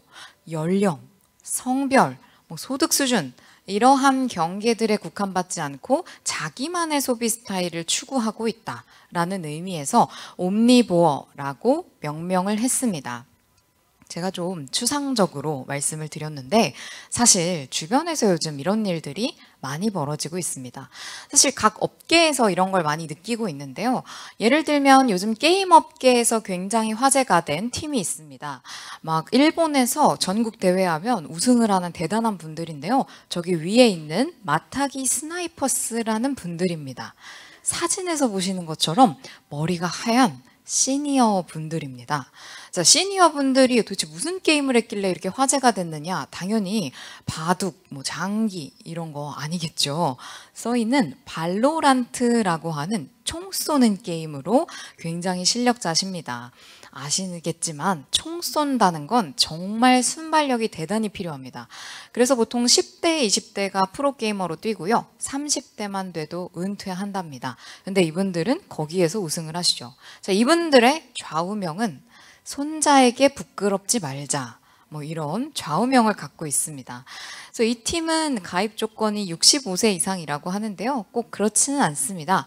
저기 보시면 제일 왼쪽에 여성분 계십니다. 저 여성분은 64세이십니다. 그래서 주니어로 불리고 있습니다. 이런 시니어 분들의 활약 요즘 많이 볼 수 있습니다. 최근에 뷰티 업계에서 또 화제가 된 것도 있습니다. 어떤 소식이 화제가 되었느냐? 뷰티 업계에서 요즘 10대들이 안티에이징 화장품을 그렇게 바른대요. 네, 도대체 10대가 에이징 할 게 어디 있다고 이렇게 스킨케어 루틴 해가지고 쫙 그 목록이 있어서 그걸 보면서 이렇게 해야 늙지 않습니다. 이러면서 10대부터 방지를 한다는 겁니다. 이게 얼마나 파급 효과가 크냐. SNS의 힘이 대단한 것이 이게 일파만파 퍼지면서 전 세계적인 현상으로 번지는데요. 스웨덴에서는 우리나라로 따지면 올리브영에 해당하는 이 드러그스토어 체인에서 아예 정책을 세웠습니다. 10대가 안티에이징 화장품을 사고 싶으면 부모님 동의서를 가져와라 라고 할 정도의 정책까지 세웁니다. 자, 이렇게 우리가 연령이 무너지는 것을 많이 볼 수 있습니다. 자, 그렇다면 성별이 무너지는 현상도 있다는 것이죠. 성별이라고 하면 일단 뭐 식습관 이런 것도 생각해 볼 수 있습니다. 일본에서는 하쿠오도 연구소라는 곳에서 20년 이상 장기간에 걸쳐서 설문조사를 하면서 소비자들을 추적해 왔습니다. 그런데 그 중에 굉장히 눈에 띄는 현상이 성별 간 차이가 줄어들고 있다라고 얘기를 합니다. 어디서 줄어드느냐? 일단 식생활에서 줄어듭니다. 여성들이 요리를 하고 요리에 관심을 갖고 하는 것들이 줄어드는 만큼 남성들이 요리를 하고 요리에 관심을 갖는 것이 늘어납니다. 반면에 음주 습관에 있어서도 여성들의 음주율이 꾸준히 올라가고 남성들의 음주율은 조금씩 낮아집니다. 이게 우리나라에서도 똑같이 검증이 되는 부분입니다. 이런 변화도 흥미롭습니다. 요즘 프로야구, 우리 여가 보시면 프로야구 다 이야기를 합니다. 누가 보죠? 네, 요즘 티켓 구매 분석을 해보면 54%가 여성들입니다. 자, 보는 스포츠만 바뀌지 않았습니다. 운동하는, 이 직접 하는 운동도 요즘 바뀌고 있습니다. 여성들 보통 어떤 운동들 하세요? 보통 여성들은? 네, 맞습니다. 요가. 이런 거 많이 하십니다. 근데 최근에 소셜 빅데이터 분석을 해보니 이 관심도를 볼 수가 있는데요. 직접 하시는 건 여전히 많이 하시겠지만 관심도로 봤을 때는 요가 필라테스에 대한 관심도가 좀 떨어지고 뭐가 증가하느냐? 클라이밍, 벽 타고 오르는 거 있죠? 크로스핏, 정말 고강도의 운동 혹은 천국의 계단이라고 들어보셨나요? 네, 계단을 막 올라가는 소위 말해 빡센 운동에 꽂혀 있습니다. 자, 그래서 요즘 여성들도 득근, 근육을 만들고 싶어 합니다. 그래서 요즘 프로틴 소비가 여성들 사이에서도 굉장히 많이 일어나고 있습니다. 그래서 프로틴 식품도 요즘 여성 지향적으로 굉장히 예쁘고 귀엽게 나오는 것들을 많이 볼 수가 있습니다. 자, 이러한 변화들은 뭐 패션 분야에서도 마찬가지로 벌어지고 있습니다. 요즘 현대백화점은 조직 개편을 아예 해버리기로 했습니다. 뭐냐? 패션 사업부가 이제까지는 사람별로 나눠져 있었습니다. 여성복팀, 남성복팀, 유아동팀 이렇게 나눠져 있었는데 그거 없애기로 했습니다. 대신에 클래식팀, 트렌디팀, 액티브팀 이런 식으로 소비자의 스타일별로 나누기를 했습니다.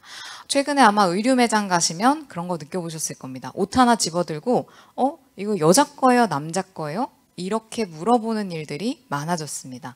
여성복 브랜드들도, 여성복이 아니라 의류 브랜드들도 이렇게 여성복, 남성복 구분을 아예 없애버리고요. 의류 매장을 통합해버리는 이런 일들도 벌어집니다. 자, 이렇게 연령, 소득, 성별 많은 것들이 뒤섞이고 있는데 결국 옴니보호가 그럼 왜 벌어지고 있느냐를 이해하는 게 중요합니다. 제가 오늘 말씀드릴 가장 큰 변화는 바로 매체의 영향력이 어마어마하다는 것입니다. 자, 한번 생각해 보겠습니다. 요즘 연령대별로 어떤 SNS를 많이 쓰시는지 우리 이렇게 사용자 데이터 같은 거 매달 발표가 됩니다. 제가 몇 달 전에 보고 깜짝 놀랐습니다. 20대, 30대, 40대, 50대 분들이 가장 많이 오래 쓰는 SNS 1위는 전부 다 인스타그램이었습니다. 그런데 제가 질문 한번 드려보겠습니다. 60대 이상에서 가장 오래 붙잡고 쓰고 있는 SNS 뭘까요? 네. 네. SNS에 이제 유튜브 요건 들어가지 않고요. 네, 카카오톡도 여기서 말하는 그 SNS는 아닙니다. 자, 그거 제외하고 나면 뭘까? 네, 많이 이제 예측하시는 게 페이스북, 밴드 이런 거 많이 생각하시죠. 정답은 틱톡이었습니다. 굉장히 의외죠. 틱톡 하면 우리가 10대, 20대 SNS 아니야? 라고 생각하지만 사실 틱톡의 사용자 비중을 보면 생각보다 고른 분포를 가지고 있습니다. 다시 말씀드리자면 이제 우리가 50대, 60대라고 해서 신문만 보고 TV만 보시나요? 아니죠. 물론 보시긴 하지만 요즘의 매체가 굉장히 뒤섞이고 있습니다. 뒤집어서 말씀드리면 이제 우리가 30대 여성이 우리 주 고객이야? 그러면 이 사람들 어떻게 공략해야 돼? 인스타그램에서 홍보하자. 이게 통하지가 않는다는 것이죠. 요즘 인스타그램에 모든 연령대와 성별이 섞여서 존재하고 있습니다. 자, 이렇다 보니까 이 옴니보의 핵심적인 메시지가 뭐냐? 이제 시장에 접근할 때 집단의 차이는 중요하지 않다라는 것입니다. 우리 고객이 20대인지 30대인지 여성인지 남성인지 이런 것을 구분하는 것보다 정말 중요해지고 있는 것은 그 속에 들어있는 개인들의 차이가 훨씬 더 중요해지고 있다라는 것입니다. 조금 더 어렵게 표현을 하면 우리는 항상 마케팅을 하고 고객에 접근할 때 세그멘테이션이라는 걸 합니다. 왜냐하면 우리 전 국민이 우리 고객이 아니기 때문에 주고객이 누구인지 연령대로 쪼개고 성별로 쪼개고 합니다. 자, 그런데 이 접근이 더 이상 무효하다. 그러니까 아주 무효하다기보다는 썩 유용한 방법은 아니다라는 말씀을 드리는 것입니다. 자, 그래서 이제는 소비자들에게 접근할 때 그 연령, 성별, 기존의 공식보다는 어떤 가치를 갖고 있고 취향을 갖고 있고 상황에 놓여 있는지 소비자를 새로 정의하는 것들이 훨씬 중요해지고 있다라고 간단히 말씀을 드리겠습니다. 넘어가겠습니다. 다음 키워드는 토핑 경제입니다. 자, 요즘 토핑이 정말 중요해지고 있습니다. 저희가 토핑이라고 하면 보통 피자가 토핑의 대표적인 식품이죠. 사실 피자를 생각해 보시면 페페로니 피자, 포테이토 피자, 불고기 피자, 피자의 이름은 도우가 아니라 위에 올라가는 토핑이 결정합니다. 자, 토핑 경제란 마치 그것처럼 이제 소비자들을 끌어당기기 위해서 그 기본 밑바탕 도우가 아니라 그 위에 어떤 토핑을 얹을 수 있느냐, 소비자에게 토핑을 고르게 하고 매력적인 토핑을 선보이는 것이 굉장히 중요해지고 있다라는 의미에서 토핑 경제라고 이름을 정했습니다. 요즘 곳곳에서 토핑이 중요해지고 있습니다. 일단 첫 번째, 요즘 소비자들은 꾸안꾸가 아닌 것 같아요. 꾸미고 꾸미고 또 꾸미고, 꾸꾸꾸의 시대입니다. 가방에 뭐가 저렇게 덕지덕지 진짜 피자에 토핑 얹은 것 마냥 얹고 다닙니다. 가방 꾸미면 백구, 옆에 있는 건 아식스 운동화인데 비즈 달고 리본 달고 난리가 났습니다. 신발 꾸미면 신꾸, 요즘에 텀블러도 꾸밉니다. 텀꾸, 안경 줄도 꾸민대요. 줄꾸, 양말에 수놓 와서 양말도 꾸밉니다. 양꾸라고 부르죠. 요즘에 제가 본 것 중에 제일 특이한 건 뾰꾸입니다. 뾰로지 꾸미기. 뾰로지가 나면 또 다이소에 달려가서 붙일 걸 사야 된답니다. 정말 우리의 상상을 넘어서는 모든 눈에 보이는 걸 다 꾸미고 싶어 합니다. 나만의 토핑을 얹고 싶어 하는 겁니다. 그래서 요즘 어디가 뜨냐면요, 서울에서는 동대문 부자재 상가가 그렇게 북적북적거립니다. 10대, 20대들이 나만의 토핑을 찾아다닌다는 겁니다. 그러다 보니까 잠깐 딴 얘기지만 요즘 그래서 이 센스 있는 10대, 20대들은 이 자기 토핑만 가져오지 않습니다. 그래서 거기서 좀 예쁜 거 골라다가 요즘엔 또 네이버 스마트 스토어 이런 게 있지 않습니까? 거기다 이제 파는 거예요. 그러면 요즘 나오는 월 몇백씩 번다고 하는 그런 10대, 20대 사장이 탄생을 합니다. 이런 것들이 가능해지는 경제가 되고 있다. 자, 뿐만 아니라 이제 시장도 대응을 해야 됩니다. 식품 대표적입니다. 식품에서 토핑 너무 중요합니다. 최근에 인기 끈 메뉴들, 마라탕, 버블티 같은 음료, 혹은 요아정, 요거트 아이스크림의 정석, 다 공통점은 토핑에 있습니다. 소비자가 마음대로 재료를 넣어 먹고 얹어 먹고 골라 먹고 이런 것들이 중요해집니다. 음료에서도 대표적이죠. 자꾸 샷 추가를 시켜요. 아이스티에 샷 추가하면 아샷추, 레모네이드에 샷 추가하면 레샷추, 오렌지 주스에 샷 추가하면 오샷추, 별별 메뉴를 만들어 먹는데 사실 중국에서도 비슷한 유행이 있습니다. 제가 본 것 중에 제일 특이한 건 고량주에 샷 추가.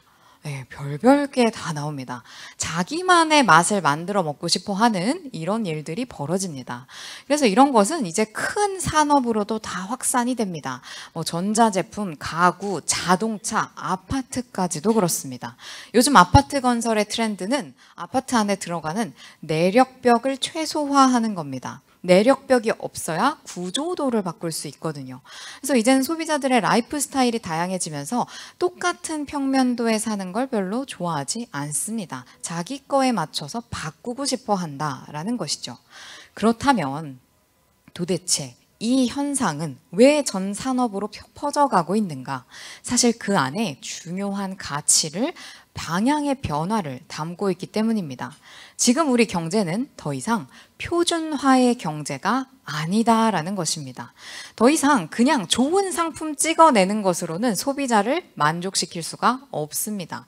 좋은 상품 서비스가 넘쳐나고 있습니다. 소비자들에게 이제 설득을 시켜야 됩니다. 왜 그 상품을 사야 되는지. 그 여러 가지 방법이 있지만 그중 요즘에 가장 유용한 것이 바로 토핑입니다.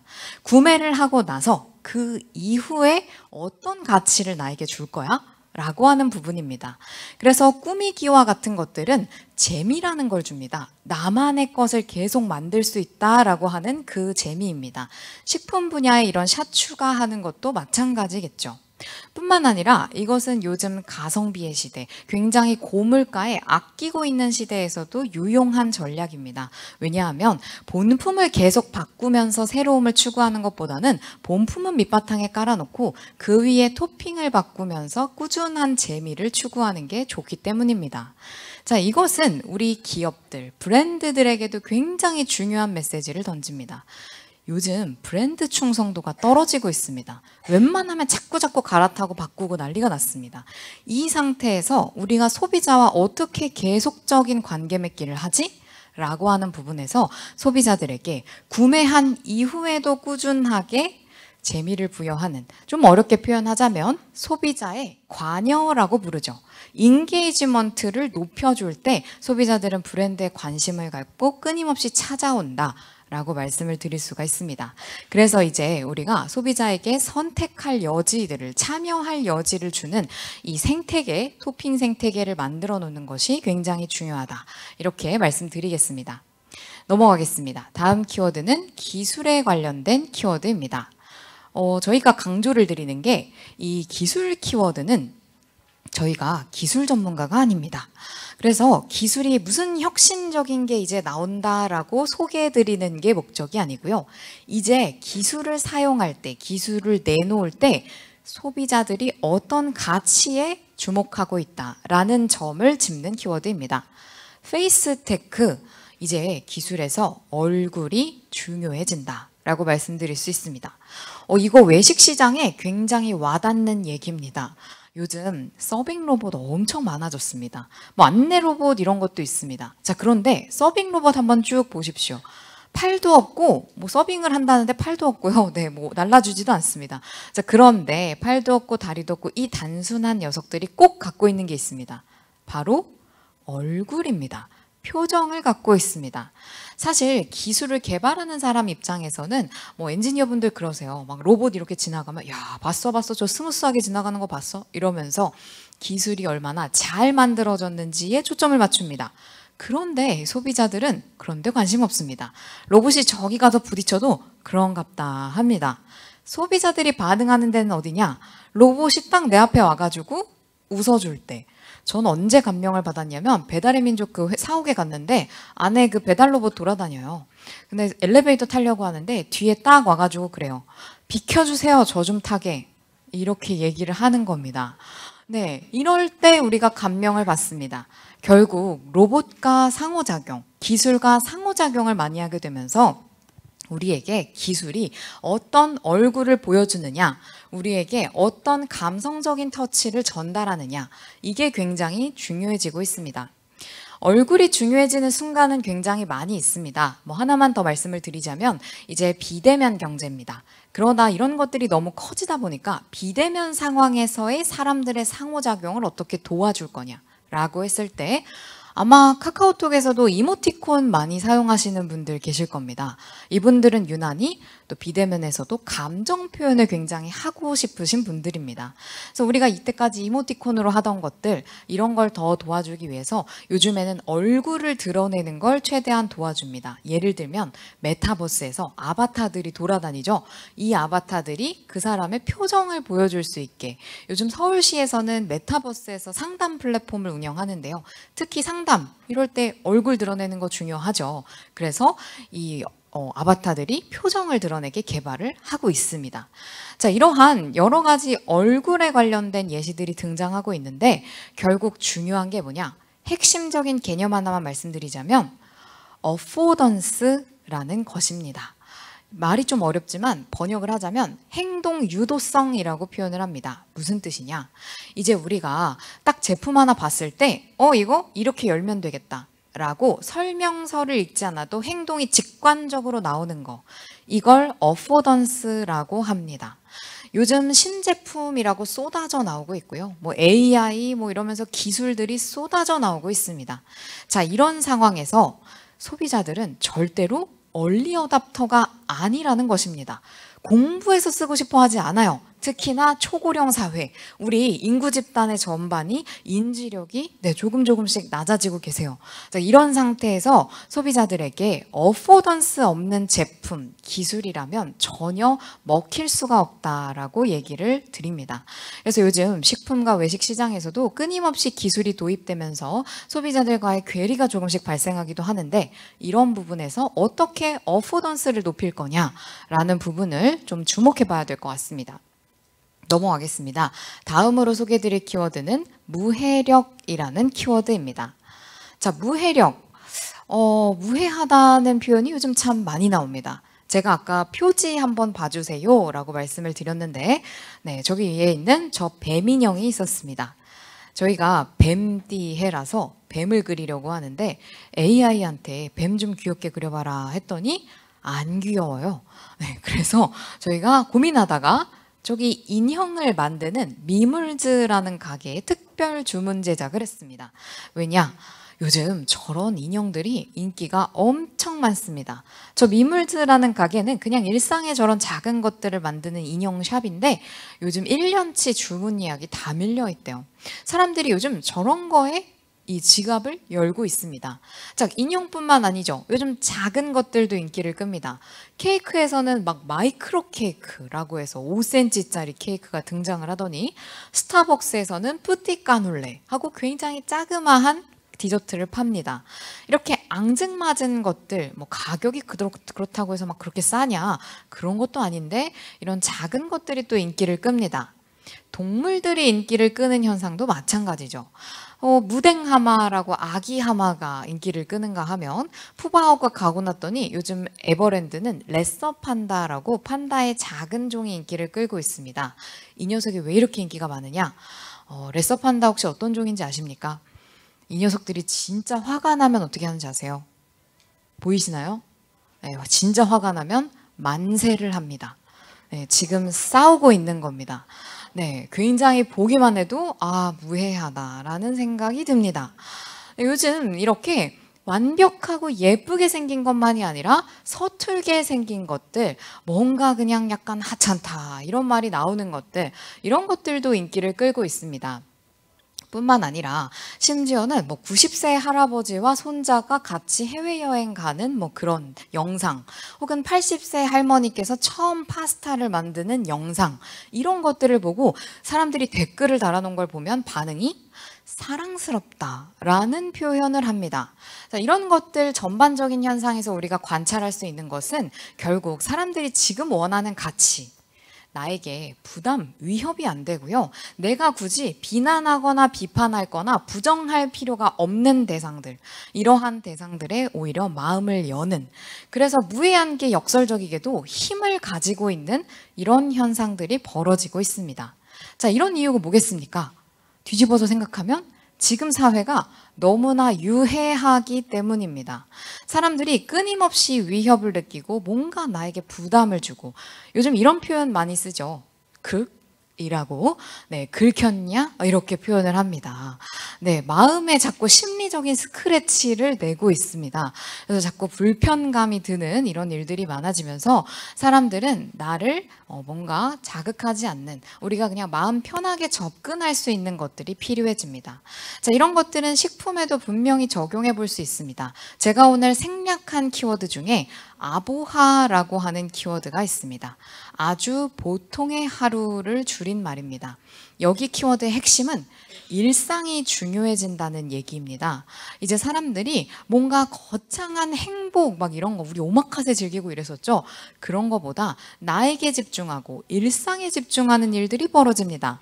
그래서 식품에서도 사람들이 식품 전반적으로 막 소비를 줄이고 고물가라서 이런 일들이 벌어지는데 어디에는 식품에 투자를 하느냐? 나에게 건강에 투자하는 것들, 웰니스, 나에게 결국은 돌아오는 것들, 이런 것들에는 지갑을 열고 있습니다.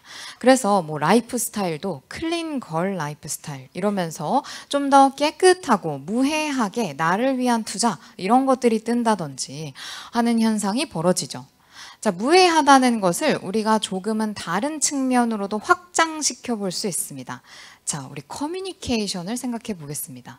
우리가 커뮤니케이션에서 무해하다라는 감정을 언제 느낄 수 있느냐? 이 사람이 나에게 별로 해가 되지 않겠구나 라는 느낌이 들 때입니다. 다시 말씀드리자면 요즘 중요해지는 키워드는 진정성이라는 키워드입니다. 최근에 굉장히 화제가 된 광고가 서브웨이 광고입니다. 네, 이 안성재 씨가 나와서 광고를 하는데, 네, 굉장히 요즘 유명하신 분이죠. 근데 서브웨이 딱 먹으면서 무슨 얘기를 할까요? 야, 진짜 맛있어요가 아닙니다. 먹고 나서 가끔 먹을 것 같네요. 네, 이렇게 표현합니다. 아주 솔직한 반응이죠. 그래도 내가 가끔은 먹을 것 같다. 라고 얘기를 하는 그 진정성, 이런 것들에서 그래, 광고라고 우리에게 막 그렇게 강요를 하는 게 아니라 그 정도의 솔직함에 우리가 인정한다 라고 하는 소비자들의 이 감성을 읽어내는 게 굉장히 중요하다라고 말씀을 드리겠습니다. 넘어가겠습니다. 다음 키워드, 그라데이션 K라는 키워드입니다. 요즘에 K라는 말 정말 많이 씁니다. 제가 질문 잠깐 드려볼까요?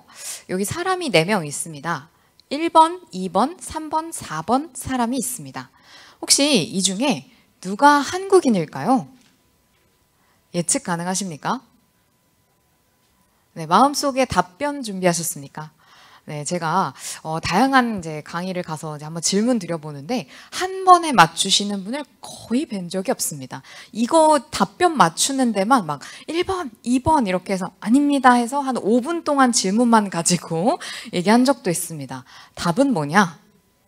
알 수 없음. 네, 이게 정답입니다. 맞추기 어렵죠. 네, 사실 이 문제는 요즘 초등학교 다문화 교육 시간에 나오는 문제입니다. 요즘 다문화 교육은요, 예전하고 좀 바뀌었습니다. 예전에는 이렇게 우리랑 얼굴 색깔이 좀 다른 친구들, 뭔가 다른 친구들을 보면 우리가 배려해야 돼요 라고 교육을 했었습니다. 근데 요즘은 그렇게 안 한답니다. 요즘은 우리랑 다른 친구들 보면 판단하지 마세요 라고 이 교육을 한답니다. 자, 요즘에 우리가 뒤섞이고 있습니다. 자, 그라데이션이라는 표현, 색깔이 딱 잘라지지 않고 굉장히 연속적인 변화를 의미하죠. 자, 우리가 K라고 하는 거, 한국적이다라고 하는 것이 과연 딱 잘라서 얘기할 수 있느냐? 예를 들면 뉴진스의 그 한이라는 분이 있습니다. 이분의 본명은 팜한이라고 합니다. 한국 이름스럽지 않죠? 네, 이분의 부모님은 베트남 분들이랍니다. 근데 호주에서 태어났대요. 그래서 호주와 베트남 이중 국적자랍니다. 근데 이 한이 씨는 일본에서 또 요즘 인기 많답니다. 자, 그런데 K-팝, 뉴진스라는 걸그룹이죠. 그렇다면 한이는 한국적이냐 아니냐 딱 잘라서 얘기하기 어렵습니다. 자, 이제 우리는 K라고 하는 것을 연속선상에서 좀 덜 K스러운 것도 있고 더 K스러운 것도 있고 이런 무수한 가능성의 영역으로 인식을 바꿔야겠다라고 말씀을 드리는 것입니다. 요즘에 일단 사람이 굉장히 그라데이션 되고 있습니다. 지역 곳곳에서 외국인 인구의 비중이 늘어나죠. 많은 곳은 충북의 음성군 이런 곳은 6명 중 1명이 외국 분이십니다. 요즘에 식당에서도 인사를 다르게 한대요. 이제 한국말로 인사하는 게 아니고 나마스테 이렇게 인사하면 나마스테라고 인사를 해주신답니다. 그래서 일상이 굉장히 변화하고 있습니다. 이런 것뿐만 아니죠. 이제 뭐 저임금 뭐 이런 분들뿐만 아니라 얼마 전에 발표됐습니다. 현대자동차, 우리나라의 가장 큰 회사 중 하나입니다. 그런데 회사 창립 이래 최초로 CEO가 외국분으로 이제 선임이 됐습니다. 이제 우리나라 곳곳이 그라데이션 되면서 문화도 이제 그라데이션 됩니다. 자, KFC 뭐의 약자일까요? 네네네. 켄터키 프라이드 치킨이 원래 답입니다. 그런데 외국에 있는 KFC에서 요즘 이렇게 광고를 했답니다. 코리안 프라이드 치킨이다. 이렇게 광고를 했답니다. 요즘 한국식 치킨이 외국에서 그렇게 인기가 많다는 거 아니겠습니까? 외국인 관광객들 동서양을 불문하고 우리나라에 오면 꼭 먹는 첫 번째 메뉴, 치맥이죠. 자, 그러다 보니까 요즘에 이러한 사실 켄터키 프라이드, 켄터키니까 미국에서 온 음식이죠. 그래서 요즘 치킨을 그렇게 부르죠. 미국이 낳고 한국이 기른 음식이다. 이렇게 표현을 합니다. 우리가 K푸드라고 하지만 뭐 불고기, 김치, 막걸리 이런 것만 생각을 할 게 아니다. 결국 소비자들이 무엇을 한국적으로 인식을 하고 있느냐 이런 것에 주목하는 게 훨씬 더 중요합니다. 그래서 요즘 드라마에 자주 나오는 치킨, 뭐 짜장면, 라면 이런 게 훨씬 더 중요한 K푸드로 소비가 되고 있습니다. 자, 뿐만 아닙니다. 요즘에 시장이 그라데이션 되고 있습니다. 시장 3가지로 나눠볼 수 있습니다. 첫 번째, 외국에 있는 외국인 소비자. 중요하죠. 수출 중요합니다. 그래서 요즘에 뭐 화장품 업계에서는 굉장히 다양한 시도들을 합니다. 뭐 흑인 인플루언서가 한 영상에서 그랬대요. 우리 파운데이션 너무 잘 만드는데 아니 피부 색깔이 안 맞는다 했더니 그걸 놓치지 않고 파운데이션 색깔을 40가지까지 늘렸습니다. 그래서 그 티르티르라는 회사가 연매출이 4천억 원이 넘는 회사까지 성장을 했습니다. 자, 이런 것뿐만 아니라 중요한 건 이제 우리나라에 방문하는 외국인을 잡는 것도 굉장히 중요합니다. 외국인들이 어떤 니즈를 갖고 있는가 이것들을 살펴봐야 되겠죠. 저는 뷰티 시장에서 많은 어떤 힌트들을 얻는데 최근에 이 홍대 입구에 가면 외국인들이 정말 많습니다. 근데 미용실을 가도 막 외국인들이 오는데 요즘 K-뷰티 체험해야 된다고. 그런데 이 중에 히잡을 쓴 이슬람 문화권에서 오신 분들이 계세요. 이분들이 미용실에 오시는 겁니다. 어떡하지?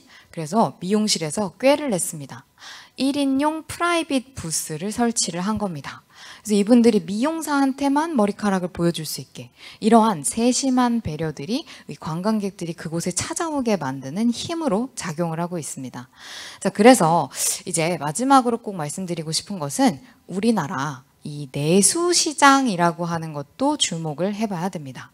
자, 내수시장 하면 우리는 항상 검은 머리에 한국에서 나고 자란 한국인만 생각을 합니다. 그런데 지금 우리나라 OECD 기준으로 다문화 국가의 정의가 총 인구의 5% 이상이 외국인이면 다문화 국가입니다. 지금 우리나라가 4.8% 넘었고요. 내년 2025년에 5% 예상하고 있습니다. 우리나라 내수 시장이 이렇게 그라데이션이 되면서 각 업계에서 지금 외국인에 대응을 하느라고 난리가 났습니다. 하나의 힌트를 드리자면 자, 은행 업계에서 분석을 해봤답니다. 은행에 누가 돈을 벌어다 주느냐? 네, 송금하시는 분들이에요. 그래서 송금하는 분들이 그러면 어디다 송금을 하느냐 분석을 해봤답니다. 외국인 근로자분들 여기서 송금하실 때 어디로 할까요? 네, 고국에 있는 가족들 이렇게 생각하실 겁니다. 자, 그런데 요즘 빠르게 급증하고 있는 게 자기 계좌에 송금을 한답니다. 돌아가서 내가 쓰려고. 네, 그래서 이제 이 분들도 내가 중요한 소위 말해 MZ세대다. 라고 말씀을 드릴 수가 있습니다. 그래서 우리가 이 내수시장 그라데이션 되면서 외국인 소비자를 이해하는 것도 중요합니다. 자, 다음 키워드 물성 매력입니다. 자, 이제 우리 시장에서 무엇에 주목을 하느냐? 메타버스, NFT, 뭐 VR, AR 이런 게 쭉 나왔지만 최근의 흐름을 보면 소비자들이 오히려 내가 직접 만질 수 있고 맛볼 수 있고 체험할 수 있는 것들에 지갑을 열고 있습니다. 그래서 각종 것들이 다 이제는 손에 쥘 수 있게 만들어줘야 된다는 것이죠. 이것은 사실 식품, 외식에는 굉장히 유리합니다. 가장 직관적인 경험이 맛보는 것이기 때문입니다. 그래서 이제 우리가 좀 생각해 볼 수 있는 것은 짧게만 말씀드리자면 우리가 생각해 보시면 뭐 요즘에 하드 락, 헤비 메탈 이런 거 잘 안 들으세요. 근데 막 락 페스티벌 했다 하면 몇만 명 몰립니다. 요즘에 뭐 서울국제도서전이라고 열었는데 종이책 누가 그렇게 읽는다고 15만 명이 몰렸습니다. 요즘 클래식 누가 듣는다고? 조성진 씨, 임윤찬 씨 공연했다 하면 네, 막 요즘 몇 초 만에 티켓 매진입니다. 결국 이런 현상들이 다 벌어지는 건 사람들이 직접 가서 체험할 수 있는, 경험할 수 있는 이런 것들에 목말라 있다라고 소개를 드릴 수가 있습니다. 다음 키워드는 기후 감수성입니다. 자, 요즘에 기후가 정말 많이 변화하면서 이 외식, 식품에도 영향을 미치고 있습니다. 물가가 뛰고 심지어 특산물, 산지 이런 게 바뀌면서 이게 왜 여기서 나와? 라고 하는 일들이 벌어집니다. 자, 이런 것들을 조금 더 확장시켜서 생각해 보면 요즘에 지역 축제에서도 원래는 계절에 따라서 지역 축제를 하죠. 벚꽃 축제처럼 사과 축제처럼. 근데 요즘에 날씨가 변하는 바람에 그때 꽃이 안 펴요. 그때 열매가 안 맺혀요.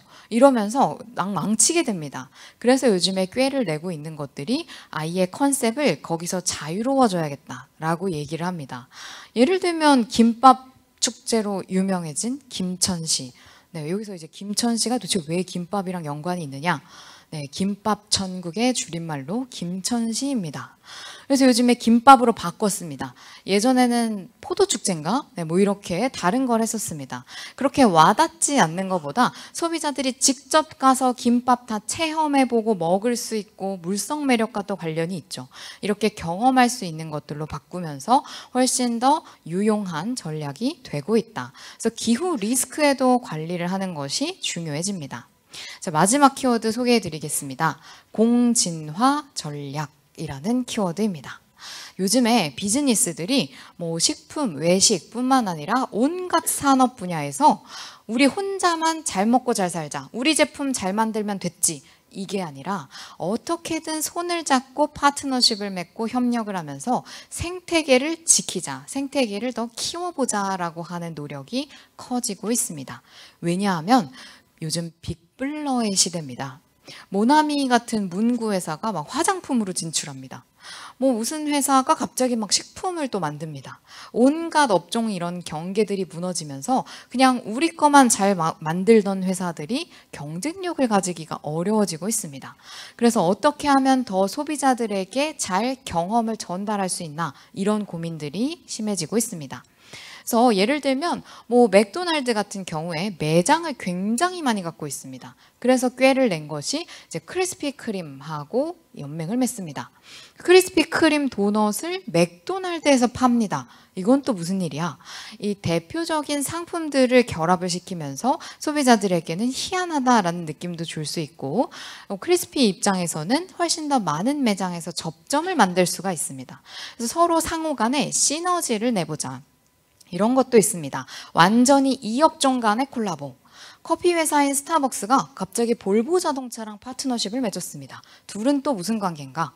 스타벅스 매장이 있죠. 그래서 앞에 주차장에다가 전기 자동차 충전기를 설치를 합니다. 스타벅스 입장에서는 편의성이 올라가니까 굉장히 좋고요. 볼보 입장에서는 전기 자동차를 경험을 시키고 싶은데 이 충전하는 거 굉장히 40분 걸리고 지루합니다. 그래서 그 충전하시는 시간 동안 커피라도 드세요 라고 서로 윈윈하는 전략들을 가져가는 것입니다. 이제는 이렇게 서로 가지고 있는 것, 없는 것, 이런 것들을 결합해 가면서 추가적인 가치를 창출하고, 그것이 단지 콜라보라고 하는 일시적인 협력에 그치지 않고 지속 가능한 어떤 비즈니스 모델로 만들어지는 이런 것들을 꾀하는 게 공진화 전략의 핵심이다 라고 말씀드릴 수가 있습니다.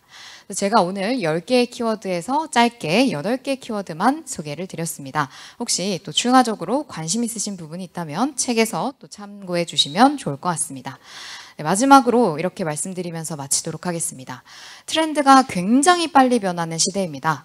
자, 이 시대에 우리는 진짜 열심히 공부해서 큰 거 한 방 터트린다, 이렇게 생각하시면 안 된다라고 말씀드립니다. 유명한 샘 알트만의 말을 빌어서 말씀드립니다. 이렇게 빨리 변하는 시대일수록 많이 시도하시고 실패도 좀 하시고 많이 배워서 빠르게 적응하는 게 훨씬 중요하다라고 말씀을 드리면서 오늘 발표 이렇게 마치도록 하겠습니다. 경청해 주셔서 감사합니다.